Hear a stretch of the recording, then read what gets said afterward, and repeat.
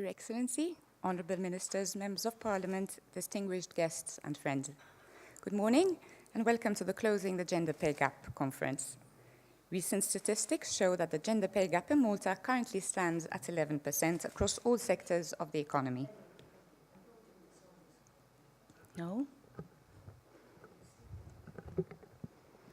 Can you hear me at the back? Or is the sound a bit too... Yes? Thank you, Charmaine. I just saw you. Hi. Okay, so let's start afresh. Recent statistics show that the gender pay gap in Malta currently stands at 11% across all sectors of the economy, while the overall earnings gap stands at 45.6%. This conference will explore how the gender pay gap is manifested in Malta, whilst sharing recent examples of international good practice. The conference will also put forward recommendations for stakeholders to commit towards permanently closing the gender pay gap.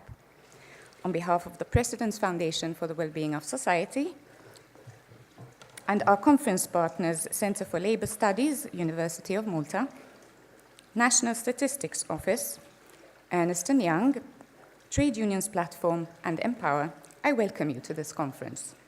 Please join me now in welcoming Her Excellency, the President of Malta, for her opening speech. Thank you.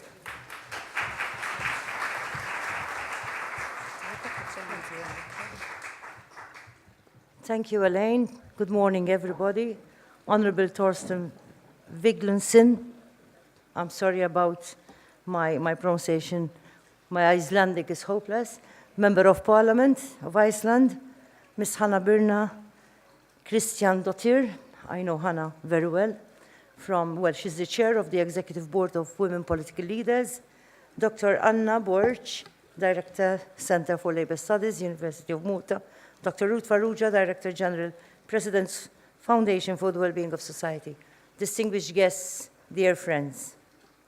Let me begin by thanking my foundation, the President's Foundation for the Wellbeing of Society, for facilitating today's important conference in collaboration with many essential stakeholders. These include Empower, the platform of organizations for women, the Centre for Labour Studies at the University of Malta, the National Statistics Office, the National Forum of Trade Unions, and Ernst Young. It is inspiring to see the synergies that have been created with each stakeholder, bringing their strengths and aspirations to the table in order to take this conversation to the next level. It is only by working together through opportunities such as this conference that we can continue to highlight the essential need for the equal and equitable socio-economic participation of women. This conference also gives us the opportunity to promote practical action to achieve this important goal. I would like also to take this opportunity to welcome two of our speakers who have joined us from Iceland. Recently, I visited your beautiful country as part of a Women Political Leaders Initiative, of which I am a proud member of the advisory board. I had the opportunity and the privilege to participate in a panel discussion with Vigdis Finnbogadóttir, the world's first democratically directly elected female president, whose leadership in the area of women's empowerment needs no introduction. So please do convey my very best wishes to Vigdis. Her legacy is surely a source of pride to the people of Iceland and to all women of the world. For these reasons, I must commend the many ways in which Iceland is leading the way in introducing concrete measures for equal pay, by creating checks and balances, legal and mandatory, so that equal pay exists in practice and not just on paper. Therefore, I look forward to hearing from our eminent speakers from Iceland, as I'm sure we shall be all inspired with the practical strategies they shall share and to work towards the economic empowerment of women in the Maltese Islands. Although there have been a number of important steps forward for women's economic empowerment in my country, in particular in the increased rate of gainfully occupied women. However, now it is time to address the challenge of the gender pay gap. I am convinced that we all believe that the socio-economic empowerment of women leads to the enrichment of our families, our communities, and our societies as a whole.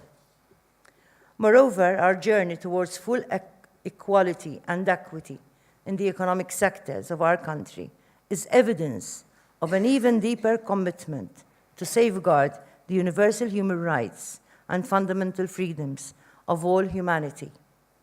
In this context, I believe that we must be led by the mandate of the United Nations 2030 Agenda and its 17 Sustainable Development Goals. Agenda 2030 is a roadmap that brings with it a system of values which promote respect for human dignity, the pursuit of equity, effective access to democratic participation, and equitable opportunities for inclusive prosperity. Sustainable Development Goal number 5 specifically targets the need for gender equality and for the empowerment of women and girls as part of Malta's commitment to a future of equality, equity, and justice for all.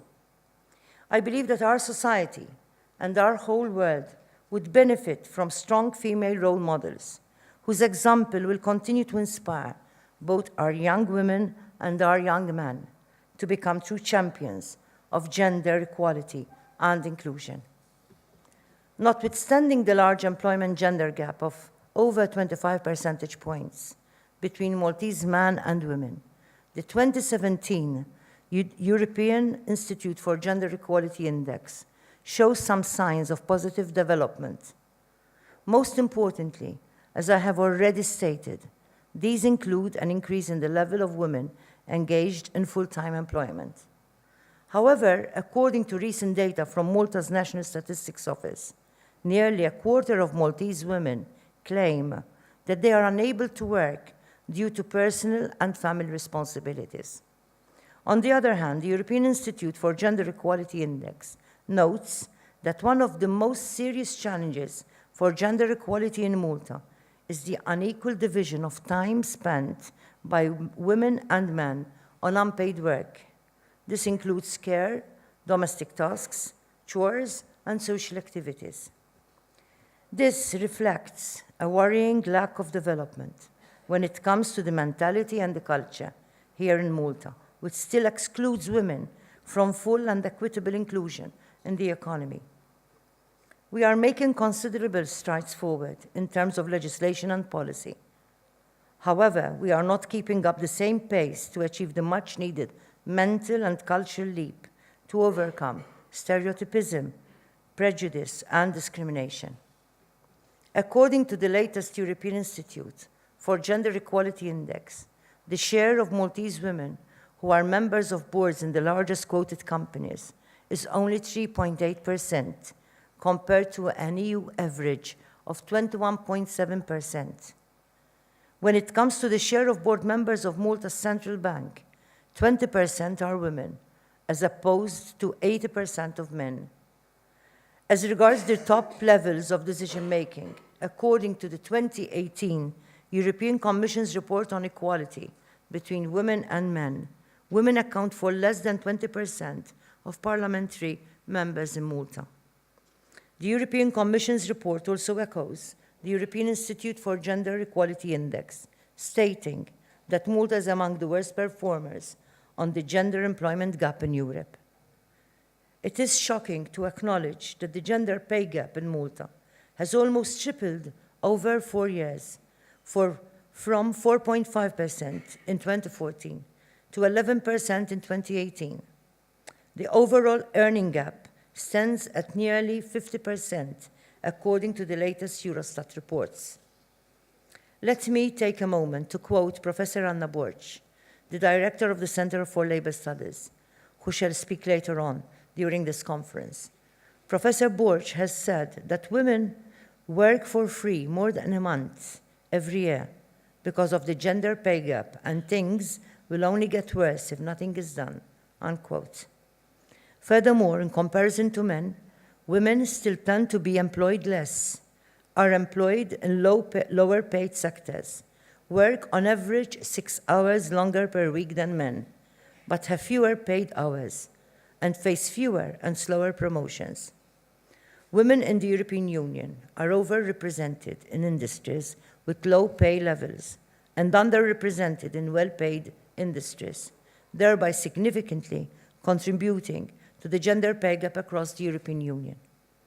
We need to find innovative ways to address this troubling situation, especially in our own society. And I hope these indicators will provide valuable food for thought during this conference. Let me therefore conclude by thanking the number of stakeholders who are present here today and who are actively interested in taking whatever steps they can to close the gender pay gap. I firmly believe that many individuals and organizations within our business sector are well-intentioned, but are still lacking the appropriate strategies to address the issue of the gender pay gap head-on. Therefore, I augur that today's conference will inspire all stakeholders in Malta to take strategic action. I am encouraged by the number of people in attendance and the focus which we are placing on this issue at the national level. On concluding, I would like to encourage everyone to be united in pursuit of sustainable peace, inclusive prosperity, and holistic well-being, thereby safeguarding equality, equity, and dignity for each and every member of our society in the Maltese Islands. Thank you.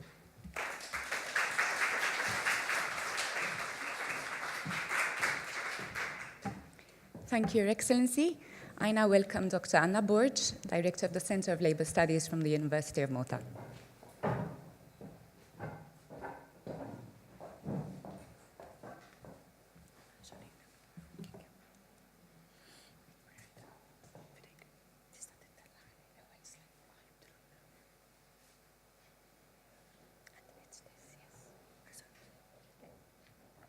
So good morning, everyone, and I thank Her Excellency for inviting me to this event and everybody who was involved. I have been asked to speak this morning about the gender pay gap. I'm going to be speaking in general, but then I will also be in the second part trying to ask why is this happening? You know, what is the reason? Because unless we can understand what are the causes, of course we can't address them. I would like the presentation, please, to go on screen, because I usually look at the screen. And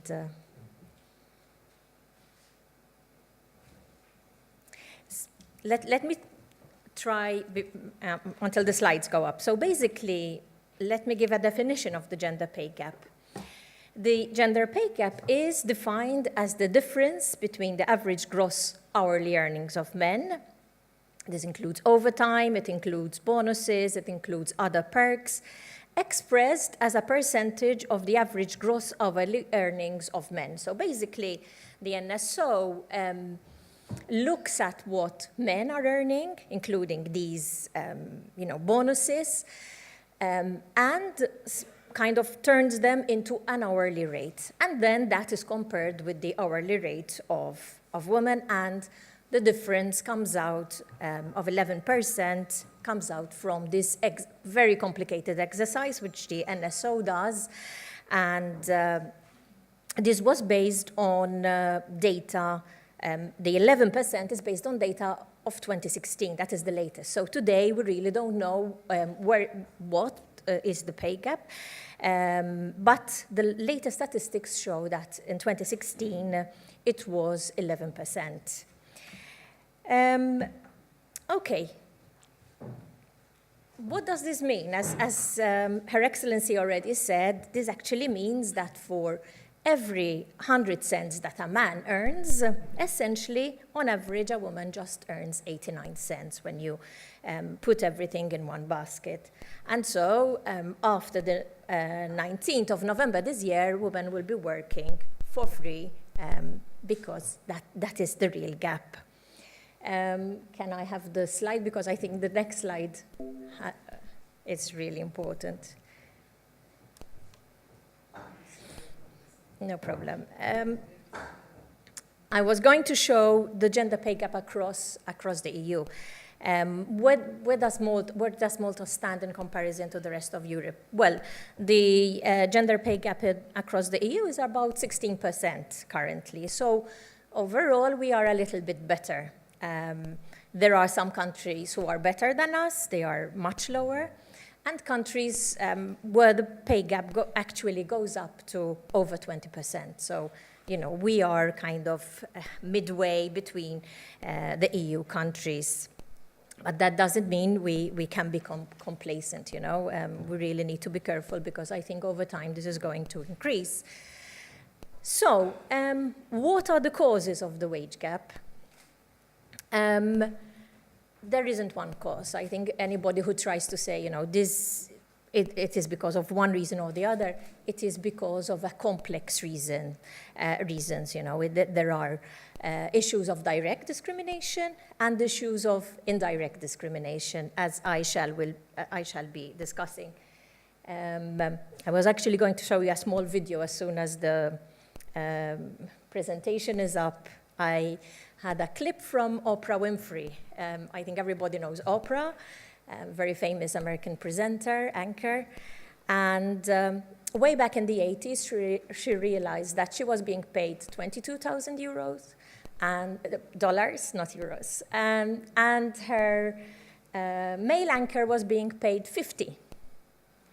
And when she actually went and asked, you know, why is this happening? Her boss told her, do you have kids? And she said, no. He asked her, do you have a house? And she said, no. And so he told her, why do you need that money? And she told him, because we are doing the same job, you know, we should be paid the same. And he told her, I don't think so, you know. And in the end, she didn't manage to get equal pay, and she left. And thank goodness for that. Now she has her own business, and you know, that made her kind of move away because she was feeling that she was being discriminated.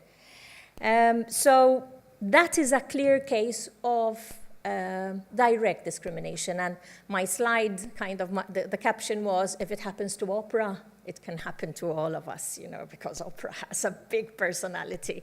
And definitely, if it can happen to her, you know, it can happen to us all, especially because in a lot of organizations, there's a culture of secrecy around wages. In some companies, people are actually asked, they have to sign that they will not disclose how much they are earning. So that culture of secrecy in itself creates and allows employers to you know, decide for themselves whether they want to pay a woman and man equally. And usually we know that women overall are a little bit devalued. There are theories which show this, which basically show that when a sector of the economy is taken over by women, their wages tend to be lower.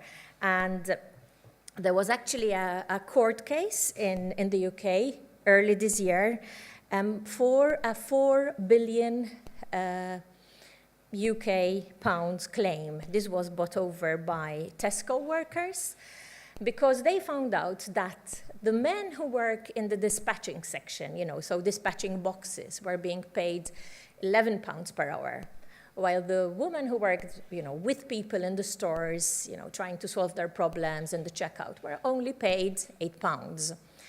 And they said, you know, why is it that our work is devalued? Is it less important if you dispatch a box than, you know, dealing with problems, dealing with people? So there is this case which has just started in the UK courts, and we have to see how it goes. But definitely, you know, this is an issue where kind of very often employers think that a woman's income is secondary or an add-on to that of her husband, who is still considered the male breadwinner. And so there is this idea of devaluing women's pay. Part of the gender pay gap also is related to the fact that women and men work in different jobs.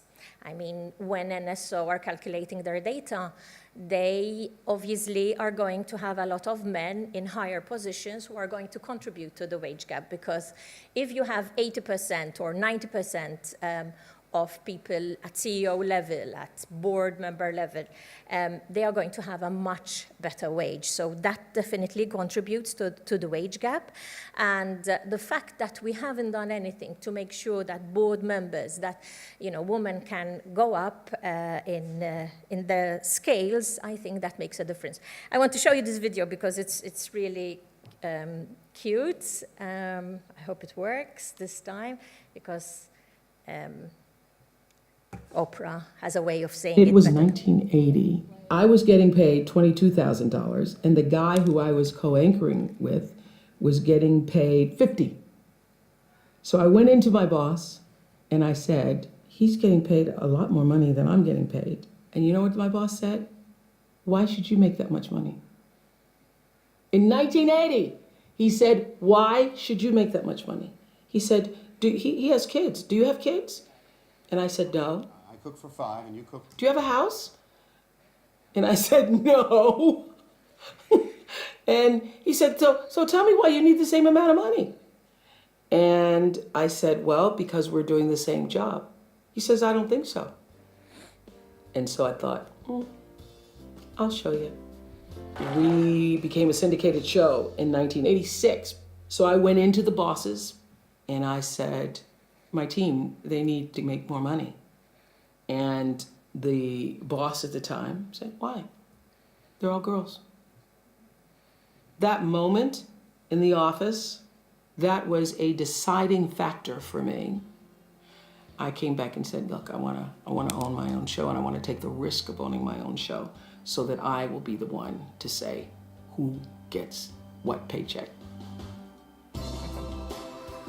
Okay. It's not working. Okay, so perhaps we can go to slides, I think 13. If we can go to slide 13. Okay, I think we did this. The next one. This is the Tesco 4 billion equal pay claim, which is very recent. Next one, please.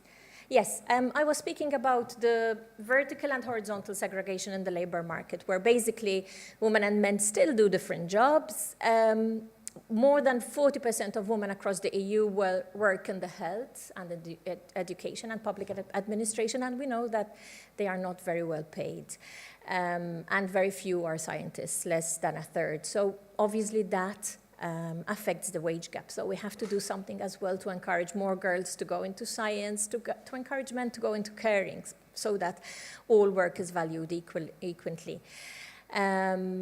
Men also do more dangerous jobs, and that as well attracts a higher pay gap. Next one, please. Next slide. Yes. So I think one of the largest pay gaps, the contributors, comes from structural hurdles that women and men face in trying to combine having a family, caring with work, with paid work. Why does this happen? Well, because as we see, it happens in Malta, it happens everywhere. When a woman has a child, usually she either cuts down on the working hours, some women stop completely, others work part-time or reduced working hours. So the work trajectory of men, when they become fathers, continues, and probably it increases because, the pressure on men to provide for the family, whilst the female work trajectory is more interrupted and is less consistent. What does that mean? It means it will have an impact on their professional development. It will probably, if there is an employer, they will train the person who they think is more kind of consistent. Probably they will receive fewer perks. They will receive fewer increments. So, the motherhood penalty, and for the first time after me, Jocelyn will be actually highlighting this in Malta, because for many years we didn't have local data, and I'm very pleased that Jocelyn has managed to suss this out from her data. It will actually show that becoming a mother carries a penalty in Malta in terms of income. The next slide, please. Here are some examples I found from foreign studies, because we didn't have any data before, which basically an Estonian study shows that for every child a woman has, her power is reduced by 3.6%. Men are not affected. In Norway, having children, for example, explains about 36% of the gender pay gap. So this confirms the motherhood penalty. The next one. In Germany, there are also studies which show that the longer you remain away from work after you have a child, the career gap also impacts on your income. And if you return within a year, the pay gap in Germany is about 6%, while it goes up to 14% if you spend 3 years away from the labor market or more. So the length of career break is actually impacts. Next slide, please. Some other possibilities which I gathered from studies. There are studies which suggest that men are more ambitious, so they are more likely to negotiate fiercely when they are, negotiating pay at the initial stage, but also later on. And perhaps women undervalue themselves, and so they don't ask and negotiate so fiercely. There are also theories which suggest that because women tend to have a network of other women, the job openings they would know about, it would be in the lower ranks, kind of, whilst if you have more men in your network, they can lead you to better job openings, because men are the gatekeepers and they have access to a lot of jobs. So because women usually have more women friends, they are less likely to know about top openings. And as data shows, both local and foreign, women are more likely than men to work part-time. And again, this means fewer perks, fewer opportunities for a career progression. Okay, the next slide, please. Okay, so to close and some reflections, this is quite a challenge. We have quite a challenge on our hands. How do you deal with direct and indirect discrimination? How do you break, for example, the culture of secrecy? What are other countries doing to make sure that people are aware of the pay gap? There was a study done by NCP some years back, and it was a qualitative study, and nearly everyone who was interviewed wasn't even aware. And this happens even when I teach my students. Initially they would say, no, not today. I mean, we have laws, we have regulations, we don't have a wage gap, and it's only afterwards that they become aware. So we need to tackle the culture of secrecy. We need to be speaking more about this so that people would start asking and they would become aware that there is actually a wage gap. And in some sectors, as Jocelyn will be showing us later on, this is, it can go up to a third. Around 30% higher in particular sectors. So people, yes, need to become aware, and they need to start asking and demanding that they are paid fairly if they are doing exactly the same job. How do you establish the principle of equal pay for work of equal value, like the Tesco case?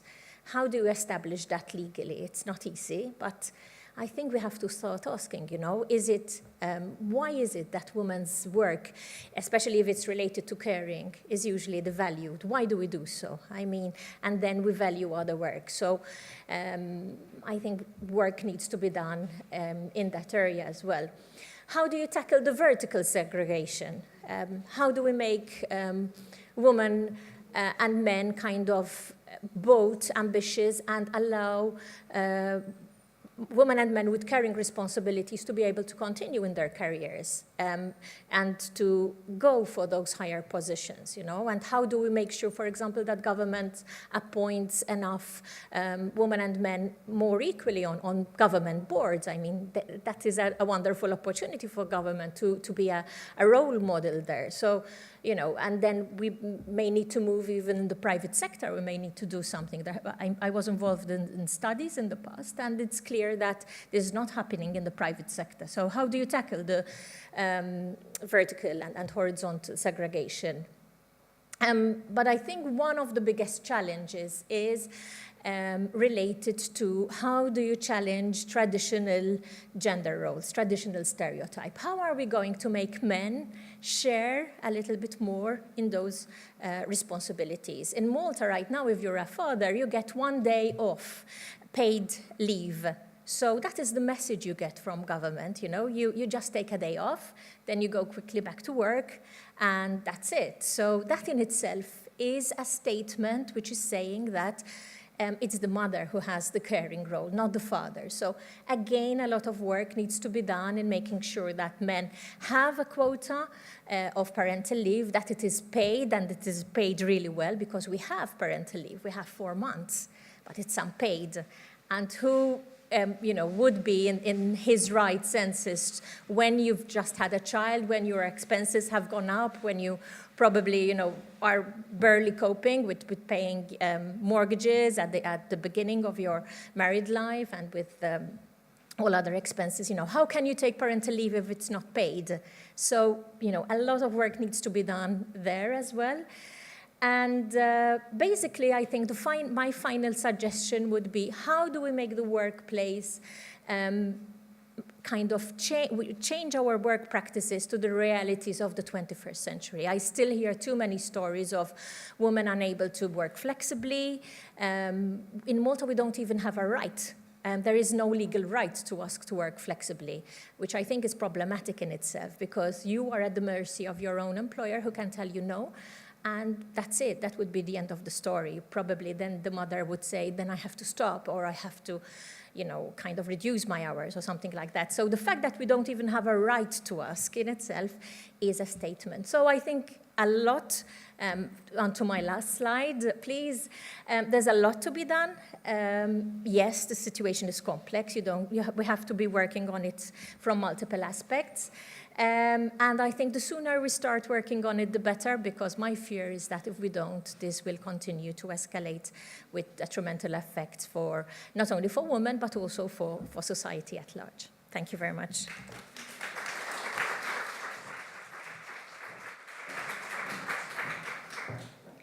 Thank you, Dr. Borg, and I apologize for the technical difficulties over there. I guess we'll be using the same system with our next speaker. Okay, confirmed. Let us please now welcome Ms. Jocelyn Magro, Head of the Labour Market and Statistics Unit at the National Statistics Office.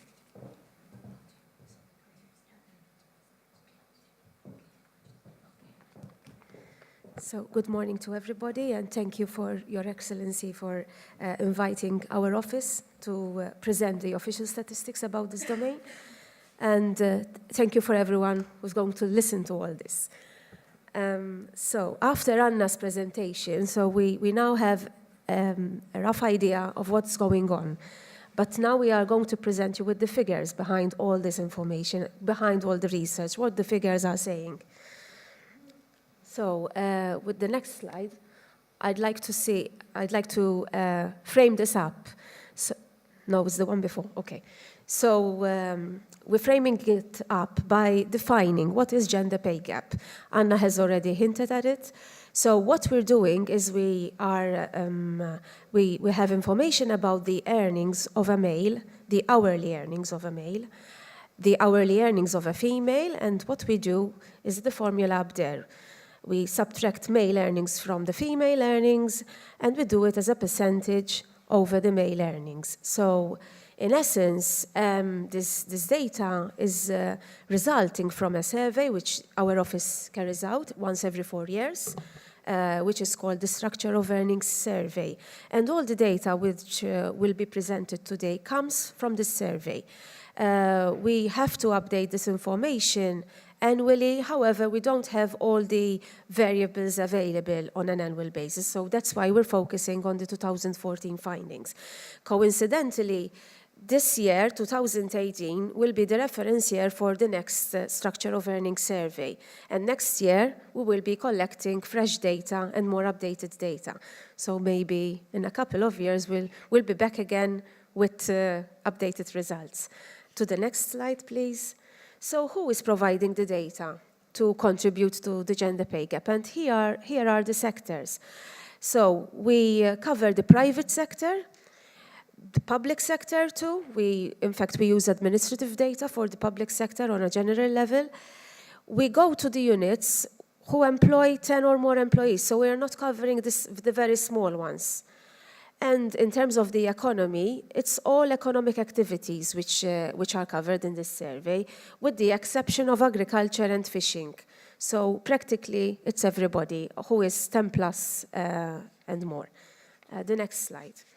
So now we'll start having a number of questions followed by the statistics behind them. So what is the overall gender pay gap? And in the next slide, you'll see that the overall gap is 10.6%. And the boxes over there indicate that in that 10.6%, we are putting together all economic activities which the survey covers. So construction, manufacturing, service industry, anything which is except agriculture and fishing, and all occupations put together. So from the top post to the most lower levels. All put together, it's 10.6%. And with the next slide, we start to see differences. So the highest rates are found in the finance and insurance activities sectors, where males earn 28.3% more than a female overall. So irrespective of the occupation, that's the overall gap. The lowest rate is found in the transport and storage activities sector, where a male earns 8.1% more than a female. To the next slide, and we have another two questions. Is the gender pay gap restricted to the private sector? Does the public sector have a pay gap? Because we might be assuming otherwise. So in the next slide, we find the reality. The gap is found for both private and public sector. Però in the public sector, we get 5%, so males are earning 5% more than their female counterparts on average. In the private sector, it is 14.3%. And the next slide answers another question. Does parenthood have a bearing on the gender pay gap? So the minute you become a parent, does this have an influence on your earnings? And the answer is on the slide again.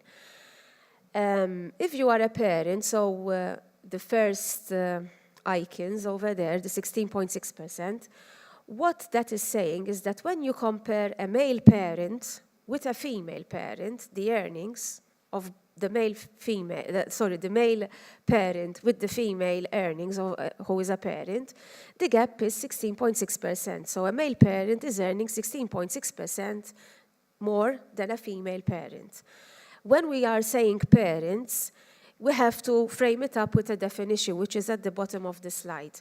These are parents of dependent children, and by dependent children, we mean that their children are under 16, or if they are more than 16, they have to be between 16 and 24, and economically inactive and living with their parents. So if you happen to be a parent of children who are over that age, you are not included in the 16.6%. So for parents, the gap is 16.6%. If you're not a parent, or if you are a parent of children who are older than the definitions we are using, the gap is 6%. So it looks like there's an impact when you are a parent. In the next slide, we have to answer a different question as well. Whether there's a difference if you look into the economic activities. Is there any difference between one economic activity and another? And then the answers are coming up. So these are the activities with the topmost gender pay gap rates. So the higher rates, which was already stated before, 28.3%, you find in the finance and insurance activities.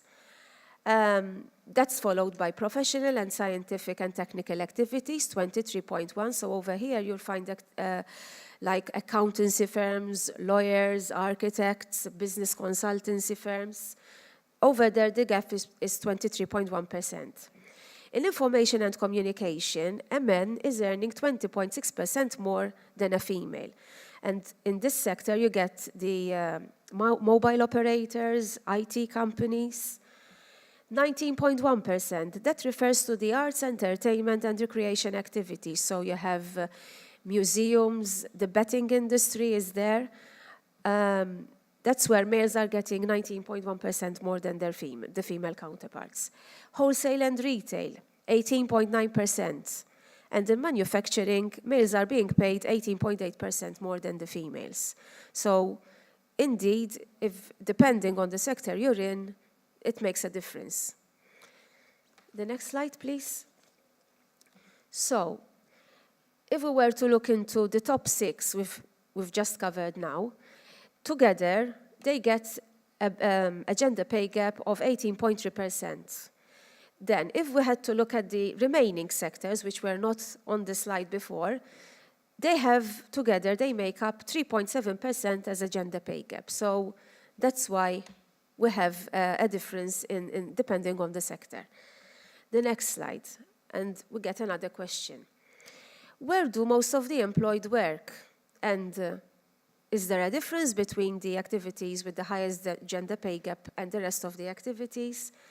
And we're getting the answers in the next slide again. So over there, we're trying to do it a little bit graphically. Among males working in the top 6 activities where the gaps are high, 18% of males working in the top 6 are doing technical and associate professional jobs. So they would be working as administrators, as manufacturing supervisors, as technicians, land surveyors, insurance representatives. Those are the jobs under the technicians and associate professionals. Males who are working in the other sectors are 21% of them are working in sales and service activities. So that would include jobs like waiters, bartenders, salespersons, carers, LSAs. Those are the jobs. With females, 22% of females working in the sectors with the top 6 gender pay gap differences, 22% are working as sales and service workers. So the same jobs that we have already talked about previously. Then, in the other sectors, 29% of females are doing professional jobs. So teaching, doctors, lawyers, architects, programmers. So that's why there's a difference between the top 6 and the rest of the sectors. The next slide, please. A further question. What if we focus on the most common occupational groups? What would be the gender pay gap there? So now, in the next slide, we will be looking into the jobs per se. So this is managers on their own, for instance, and the gap among managers. So it's people doing the same job, practically, in all economic activities. The gap among managers is 23.1%, because it's so small. I can't see it, so I have to turn a bit. Among professionals, the gap, it's 13.7%, so it starts to decrease, but there's still a gap. So if you're a professional in general, in all economic activities, a male is being paid 13.7% more than a female. If you're doing technical or associate professional jobs, like the draftsman, the supervisor in manufacturing, the gap is 10%. And the last two, it's where females are better off. That's why the gap is with a minus. So in clerical jobs, so clerical receptionists and these kind of occupations, females are being paid 0.3% more than their male counterparts. In service and sales workers, again, females are being paid 0.7% more than their male counterparts. So this holds for all the activities put together. In the following slide, we focus only on the top 6 economic activities. And broadly speaking, the differences are still the same, with the exception of the service and sales workers, where among the top 6, it's no longer in favor of females. We're back again to a gap with 8.9%, male workers being paid 8.9% more than their female counterparts. The next slide, please. Is there a difference in the gender pay gap if we look at it by age? And in the next graph, this is for all the economic activities put together. So initially, those who are 15 to 24, everybody starts practically on an equal footing, because the gap there is just 0.1%. So females who are 15 to 24 years old are 0.1% earning more 0.1% than a male. So practically it's 0%, they are on an equal footing. But as the age starts to increase, then we get the gaps. And with the exception of the 55 to 64 age group where the gap starts to decrease. And over there, when we look into what's going on in 55 to 64, we found that there's professional females. There's more than 20% of females there who are in professional jobs. So obviously there, the impact on the gap will be felt. If we go to the next slide and we hone into the top 6 activities with the graph, okay, you'll see that in the top 6 economic activities, which have the larger gaps, the gender pay gap increases with age. So we no longer start with an equal footing, not even for the 15 to 24. In fact, over there it's 7.3%. And it goes up till 32.6%. So those who are 55 to 64 years, males are better paid than females by 32.6%.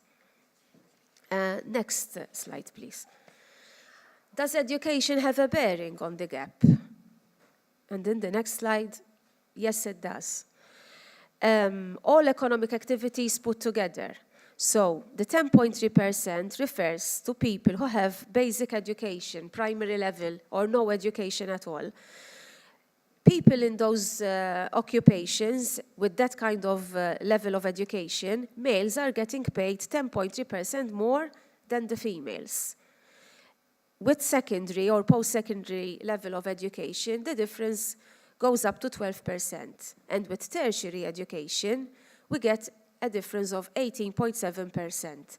So if you are in a job and your level of education is tertiary and you happen to be a male, you're getting 18.7% more than a female with the same level of qualification.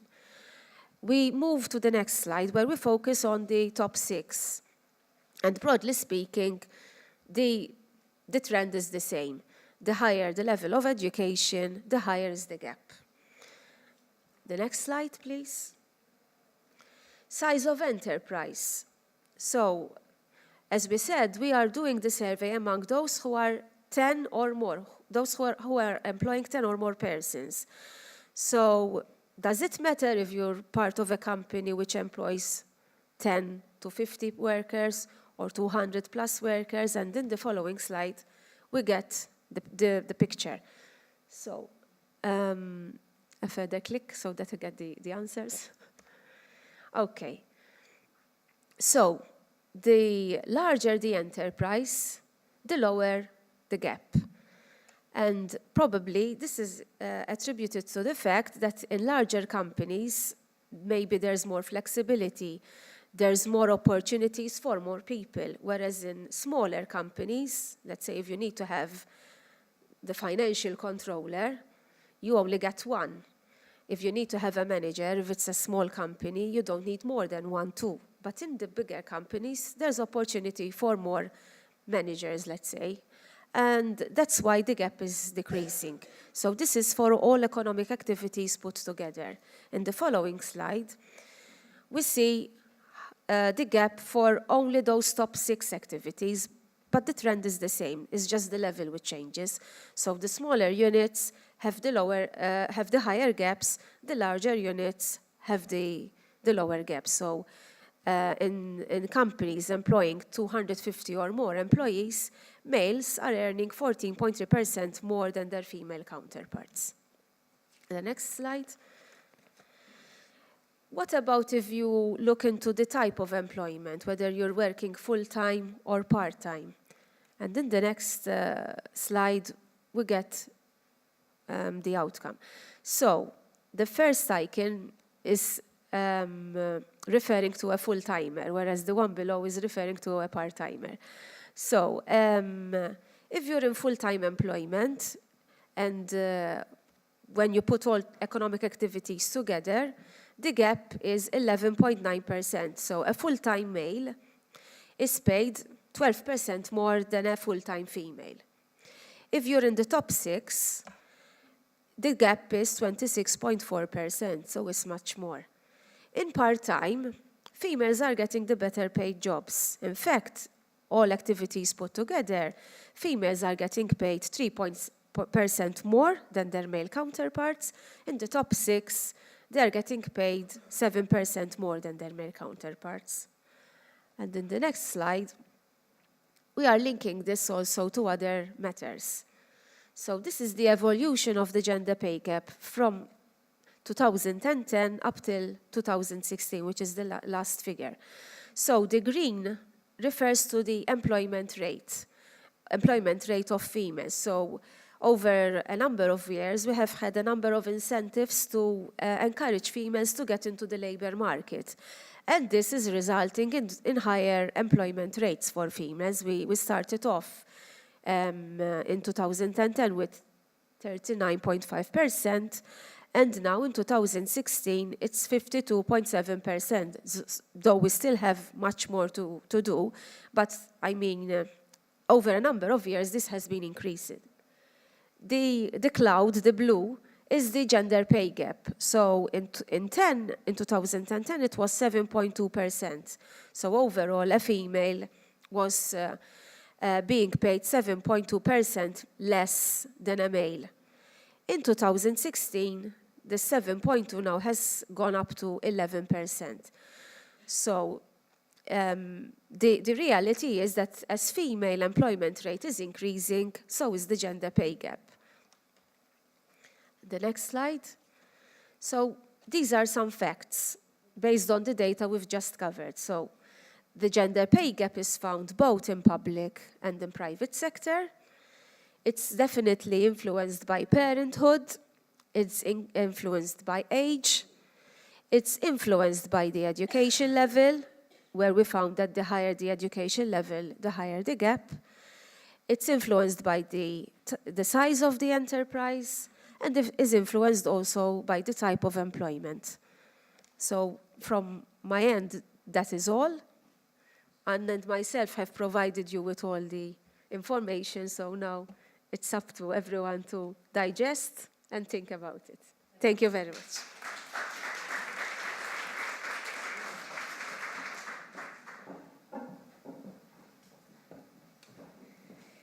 Thank you for being with us, Your Excellency. And we'll move on to the next part of the program today. First of all, thank you very much, Ms. Magro, for sharing that very interesting information with us. And the next part of the program is Reaction Panel, chaired by Mr. Chris Bergin, who's an established journalist here in Malta. The panel will consist of a number of experts, and I now leave it to Chris to introduce the experts joining us for this panel. Thank you.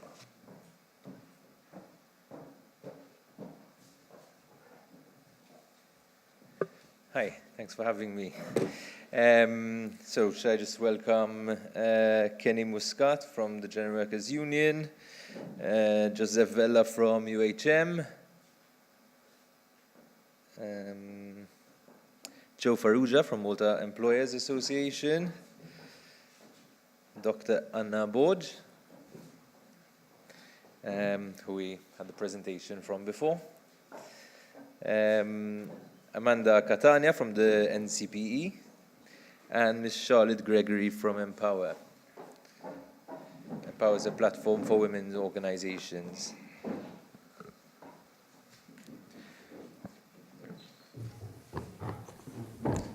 So I'll start asking a few questions, and I think we've got a Q&A session afterwards. So then if you have some questions of your own, feel free to save them for then, unless it gets really boring and you want to break it up while we're still talking. So I'll just start with Anna, if that's okay. So we had the stats, we had from your research as well, all about the gender pay gap. And as you were saying, there are many factors contributing to this. Factors from parenthood, as we saw with the NSO study as well, but even factors like ambition, factors like dangerous jobs, factors like part-time work versus non-part-time work. In light of all of this, in light of the complexities of the gender pay gap, how much of a real problem do you think it is? And how useful is this gender pay gap sort of concept to this discussion, given that it's so complex?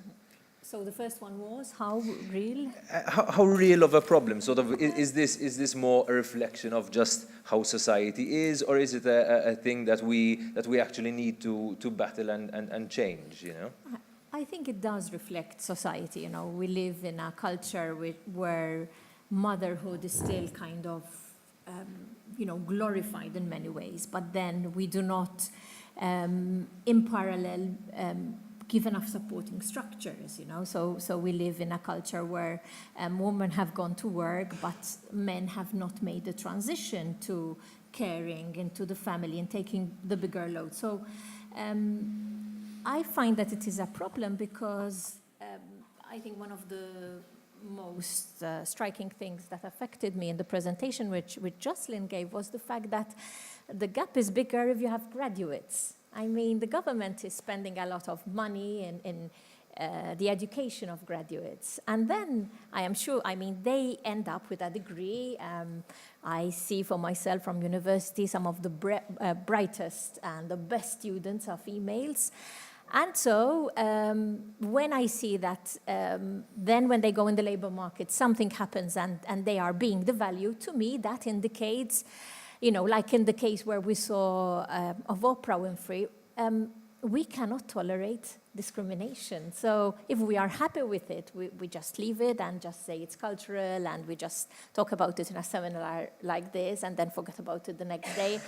But this is going to continue to happen. And I think this is not on, like if I have two competent people who are doing exactly the same job and now we have the data to confirm this, why are we allowing this to happen? So we need to do something about it, yes, definitely. Okay. And maybe I can introduce Charlotte over here. What can we do? So from a women's organization's perspective, what do you think needs to be done, maybe as in terms of a priority list, to start to challenge the gender pay gap? I think from both presentations that we've seen by Dr. Borja and Jocelyn, it's quite straightforward, the fact that women tend to bear the major responsibility of family and caring. Now, as a female, our career has to stop, or we have to put it on a break because we have children, and we don't only take one career break. Sometimes we also have to take two, because we tend to care also for elderly parents, for example. I think it has to stop being family-friendly measures that are concentrated towards women. Sorry, it's very good that I saw on Jocelyn's slide that there has been an increase in female employment. But is the female employment on part-time basis? Is it because we've offered free childcare and we're associated with women? Because it's very good. Sorry, apologies. Okay. It's very good to have free childcare, but the free childcare needs to be geared up towards parents. It's always the case that we tend to see family-friendly measures to help the female. But it needs to be done to help parents both have work-family life balance. Just to give an example of something that I go through on a daily basis, when I was asked to be on this panel, I first had to think, what do I do with my child? I have to take him to childcare earlier. But if it was asked to my husband, he'd say, oh, okay, So we need to get that balance. So that is one thing that we need to do. Men need to also take a more active role in promoting women and have empowerment of women. We're in a gender pay gap conference. And although it is an economical issue, seeing the people that are attending are mostly female. I'm very happy to see a number of males on this panel discussion. But again, we're associating gender pay gap with female. It is not. If we are married with a male and female partner, then it's affecting the gentleman's wife. It's a family income. If your wife is getting paid less, if she's earning less, then the family income is less. So gender pay gap is not only a female problem, but it is a problem for society at large. And the last thing that I feel as empowerment to be of importance is exactly that, the empowerment of women. We have seen from a number of statistics that women tend to have the lower paid jobs. And why? Okay, because maybe they have to have the family life balance. But could it be that they don't feel empowered enough to take on a higher job? Could it be that we are undervalued the woman so much that she feels undervalued and thinks, oh, I can't do it? So the empowerment of women, I feel, will contribute to lessen the gender pay gap. What about employers? Because you spoke a bit about sort of what the government can do in terms of family-friendly measures and the empowerment from the individuals and the culture itself, you know, of us understanding why this matters to all of us. But is there something that employers can do, do you think, that can also help? Definitely. Before starting the conference, we're having a little mini conference back there ourselves. And one of the things that we discussed was flexibility. Employers need to move away from the 9-to-5 mentality. So I think it should be, obviously not all sectors can do this, but the sectors that can should be a bit more flexible. So I don't have to go to work at 9. I don't have to finish at 5. Why can't I go to work at 11 and finish at 7, at 8? With today's technology, why can't I work from home? There are a lot of things that employers can do. I mean, gender pay gap does not necessarily, in my view, come from discrimination between paying a male or female for the same job less. It will contribute to that. But it could be the fact that the employers are not fostering an environment where flexibility and therefore motherhood can be juggled. If a mother is flexible to take her children to school at 9 and start work at 10, you know, I mean, then she doesn't have to say, oh, I have to quit my job because no one can take my children to school. So I think flexibility is key in the sector, in the public and private sector. Amanda, if I can just bring you in as well. You've obviously, I imagine, got a lot of practical examples of complaints that people have had regarding being paid differently. I think my question here is, beyond the sort of dynamics that make women in general earn less than men, are there also specific examples where women are being paid less than men for the exact same job in companies in Malta? And I don't know, how do we tackle that, or what do you suggest we can do to reduce that from happening?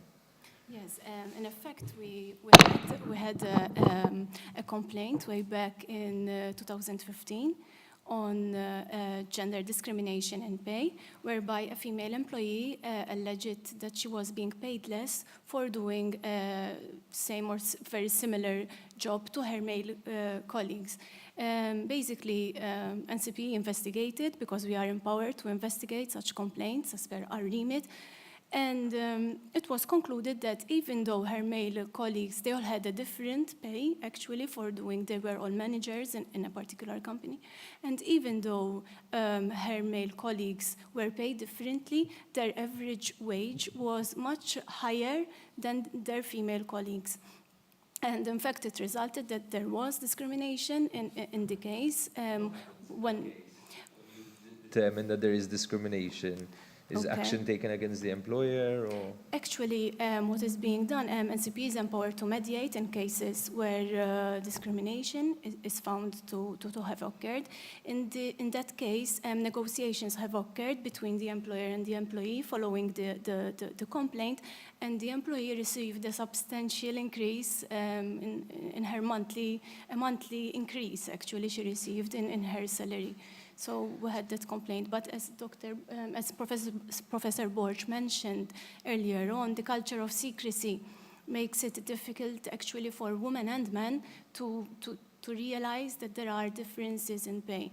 And another... If I can just stop you there for a second. I mean, at first glance, it seems very, very low that only one complaint was sort of came to your office. But I guess it's not so much a question of there was one instance of this happening. It's more a question of what consequences there could be for reporting these things. In fact, I wanted to ask, in the case of this case of 2015, okay, there was mediation, there was negotiation.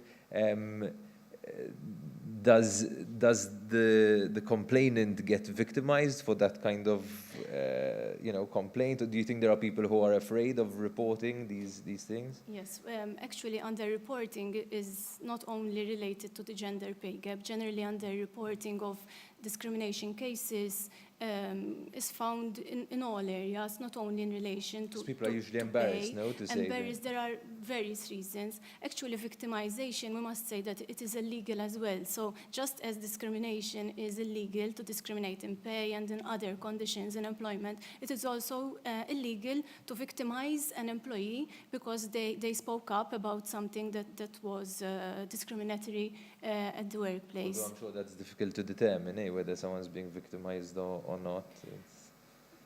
That is one of the challenges of underreporting, the evidence that needs to be brought up. But very often there are ways then on how to investigate to counterbalance. So you wouldn't discourage women or men, for that matter, from reporting when they feel they're being discriminated against in terms of gender pay gap? This was a successful story that you spoke about. Yes, this was a success. But another challenge as well is the lack of awareness that women and men have on their rights very often.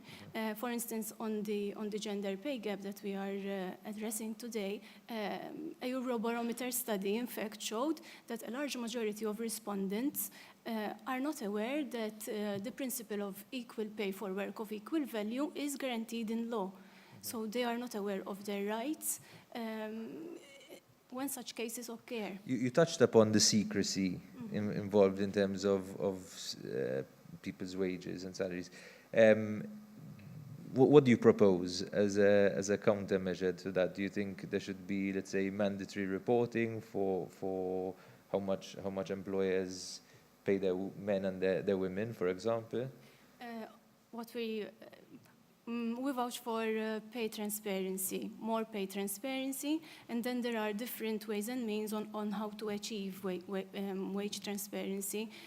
One can give the right to employees to ask for information at aggregate level on different scales. For instance, there can be reporting measures by the companies. There are various measures. In fact, the European Commission has issued a recommendation on this, proposing various measures that can be taken to strengthen pay transparency. Okay, thank you very much. Let's move on to the employers then. Obviously, I think this whole thing in a way, I mean, I'm an employer myself, so I think I'm maybe on your side as well. But at the same time, you're also employers are probably seen as to blame for a lot of the gender pay gap. What do you make of these proposals in terms of pay transparency and things like that? Do you think that makes sense for employers? Is it something that you contest, that you challenge? Let me make one thing clear. I am 100% against any form of wage discrimination purely on the basis of gender. So I think that is not just my position, but also the position of the Malta Employers Association. And any advice that we give our members concerning this issue is, I think, fairly standard. Therefore, we can never accept that you have two persons, irrespective of whether they are female or male, doing the same job, with the same competence, with the same seniority perhaps, and they are being paid differently. Because let us not forget, you could have wage discrimination even between people of the same gender. And that is also tantamount to discrimination, and the legal framework also protects employees in that respect as well. I would very much doubt that a significant portion or reason why we have the gender pay gap is due to the fact that you have people of different genders doing the same job, but they are being paid differently. And I am not surprised that the NCP have reported only one case. Although, of course, even one case is too many. However, I You wouldn't don't think say... it's a question of underreporting? You think it's a question of that's not really happening? I really doubt the extent to which it happens. First of all, Malta has a wide coverage of people falling under collective agreements. More than half the labor force are covered by collective agreements, and collective agreements certainly would not allow for gender pay differences. In many cases, it does not even pay the employer, because you want to attract the best candidates for the job.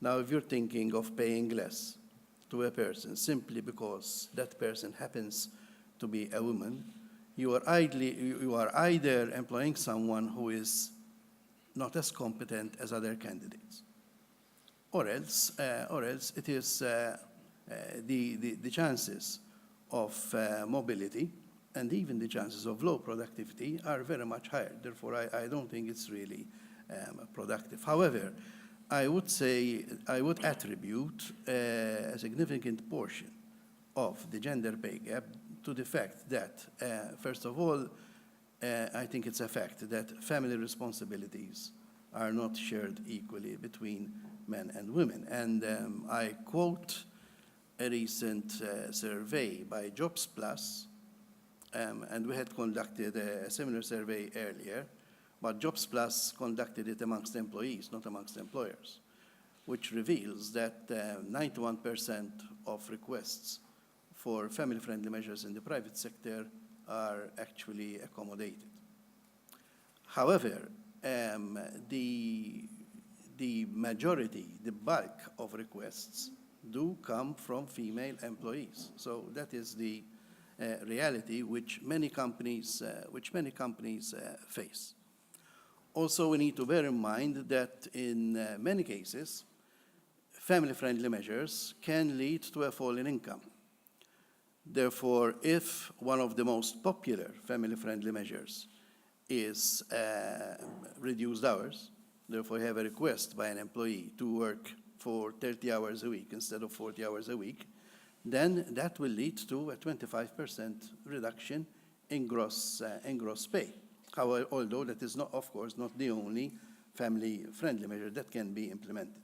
But can I just challenge you on something you said before? You said that Sure. sort of women, that employers, it almost doesn't make sense for them to pay women less for the same job.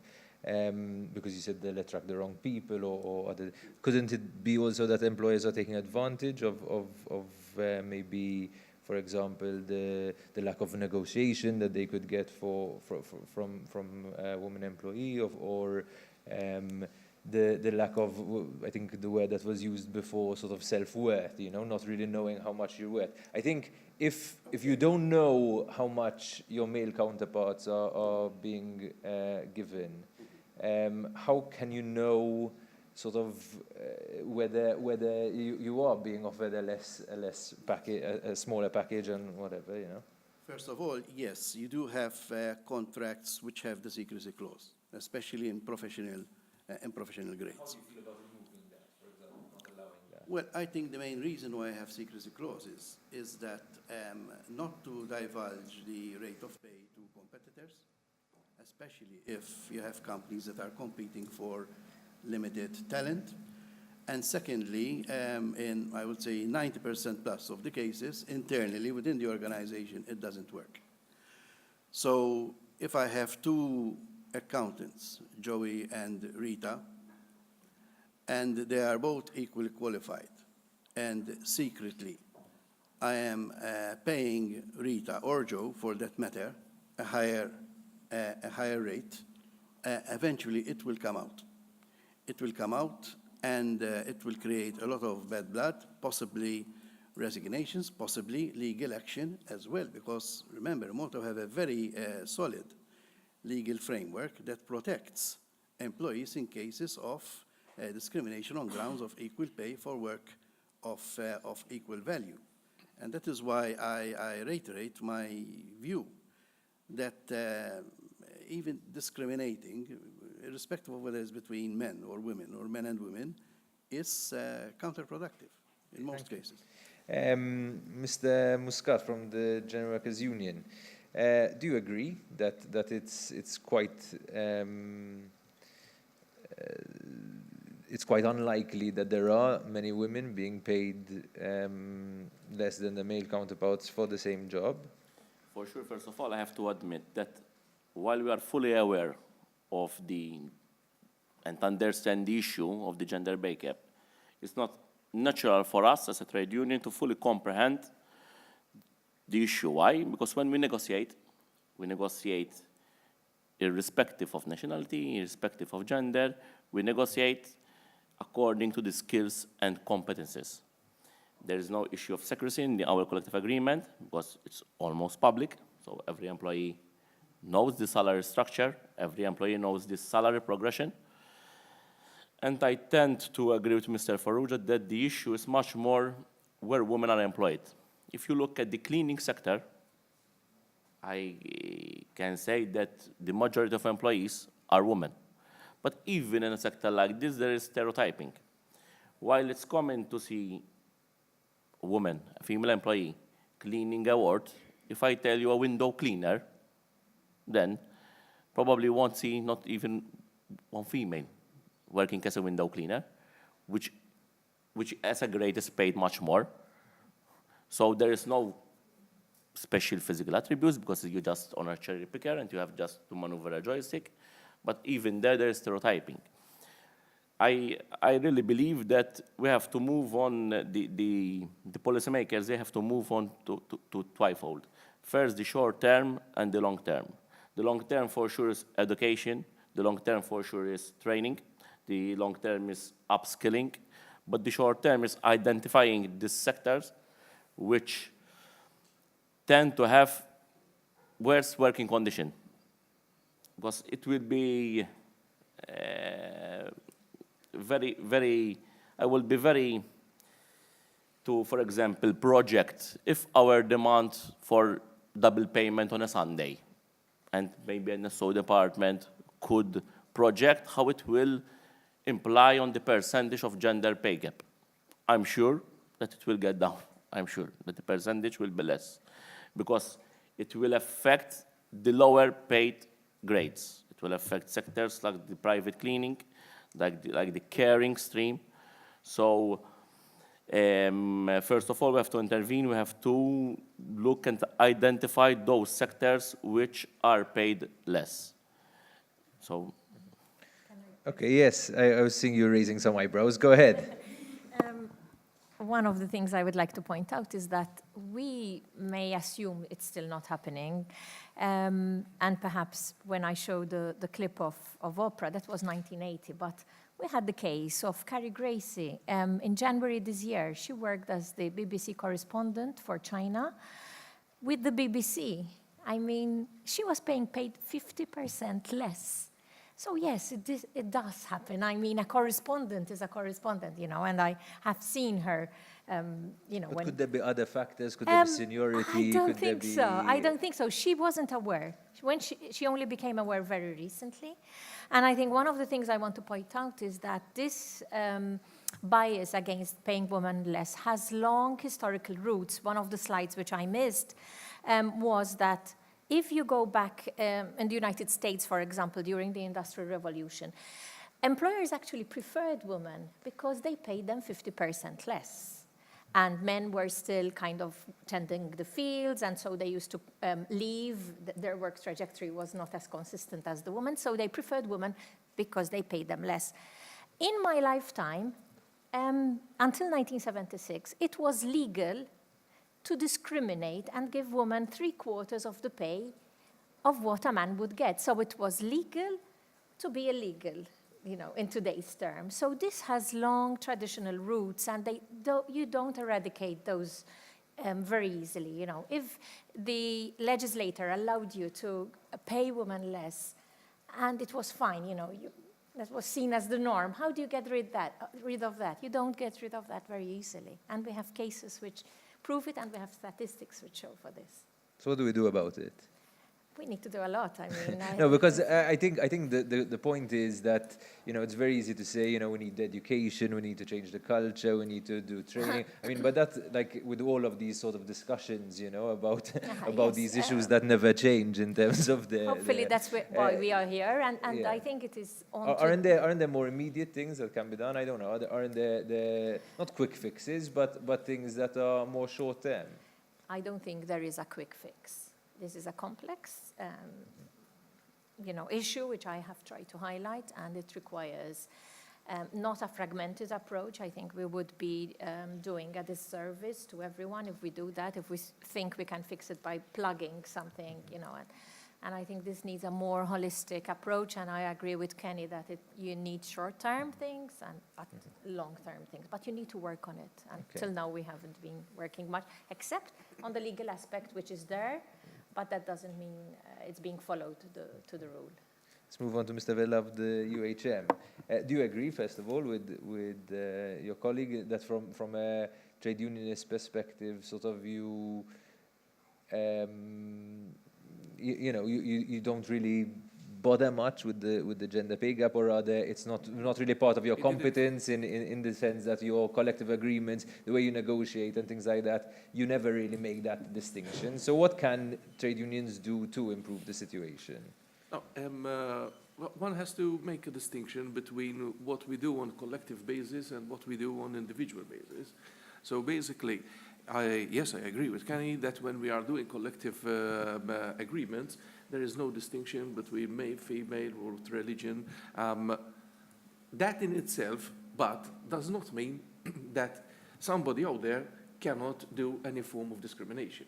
Because at the end of the day, we have laws who are trying to address discriminations, but still out there are people who continue with their discriminating acts. So in terms of the union, yes, from the perspective of collective agreements, there is no such thing as a differentiation between male and female.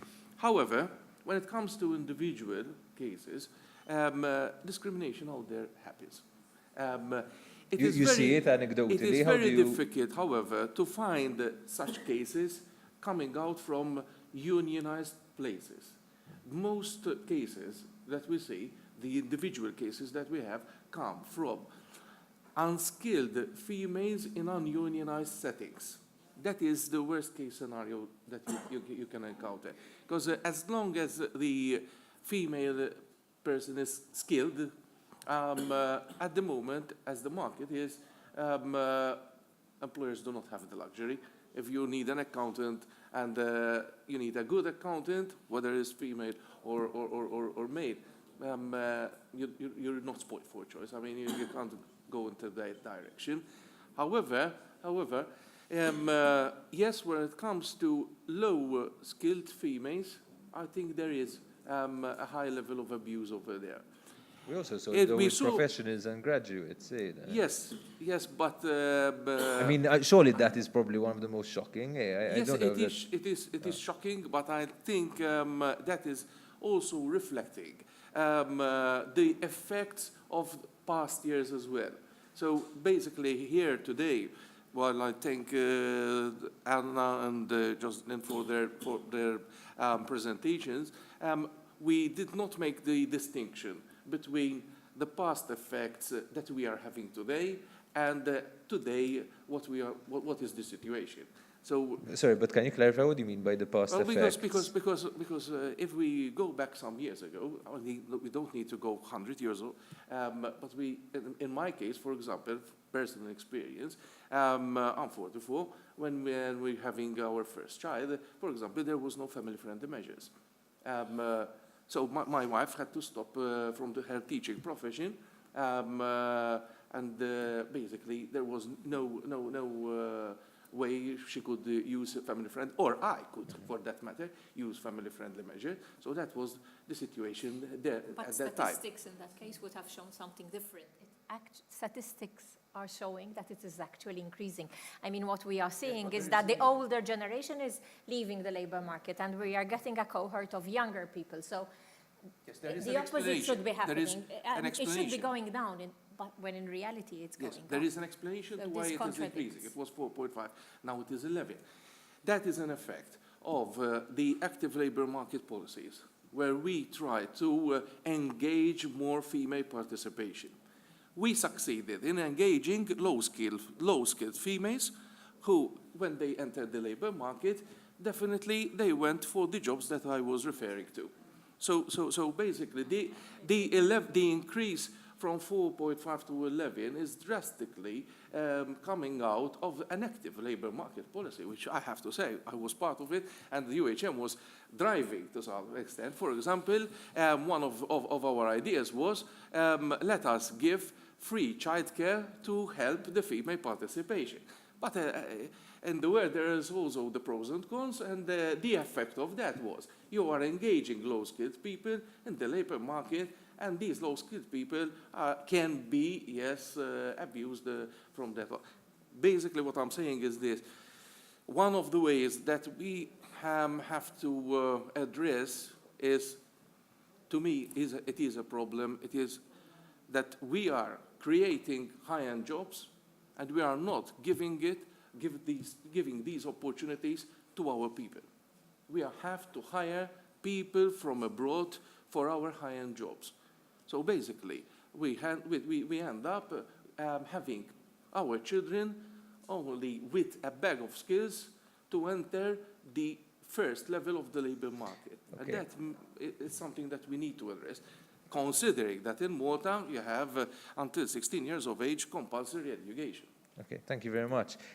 Before we go to the audience, because I think everyone has something to say, and maybe we should get started with that. I just want to ask Charlotte, so you wanted to react, but also, so do you think it's getting better? Do you think the situation we have today is sort of more a result of past mistakes, or do you think the trajectory we're on is in some way worse, perhaps? I wouldn't say worse, but I have to disagree with the gentleman that the statistics are showing the repercussions from the past. Because although in the tertiary sector we have more female students, Dr. Borch would be able to say, I think we need to also see where the female students, which kind of courses are taking. And then we have to see what's happening between the female students leaving the university at 60%, as Dr. Borch saying, and then the female participation within the workforce. What's happening? And why is it that we're attracting, as the gentleman was saying, lower skilled females? I think the reason, to me, is very evident, and that is that we don't have structurally things in place to help a woman balance her work-life balance. And this is why we go from 60% at university level to the rate that we have at the moment. And why I believe that the rate has increased is because possibly women, yes, are returning to the labor market, but are they returning at a choice of having only a choice of lower paid because, the possibilities of having flexible times are certain jobs that are lower paid, for example, the lower skilled workers in cleaning. They possibly have more flexible hours. You can choose to go cleaning before the office opens or after an office closes. So there's that element of flexibility.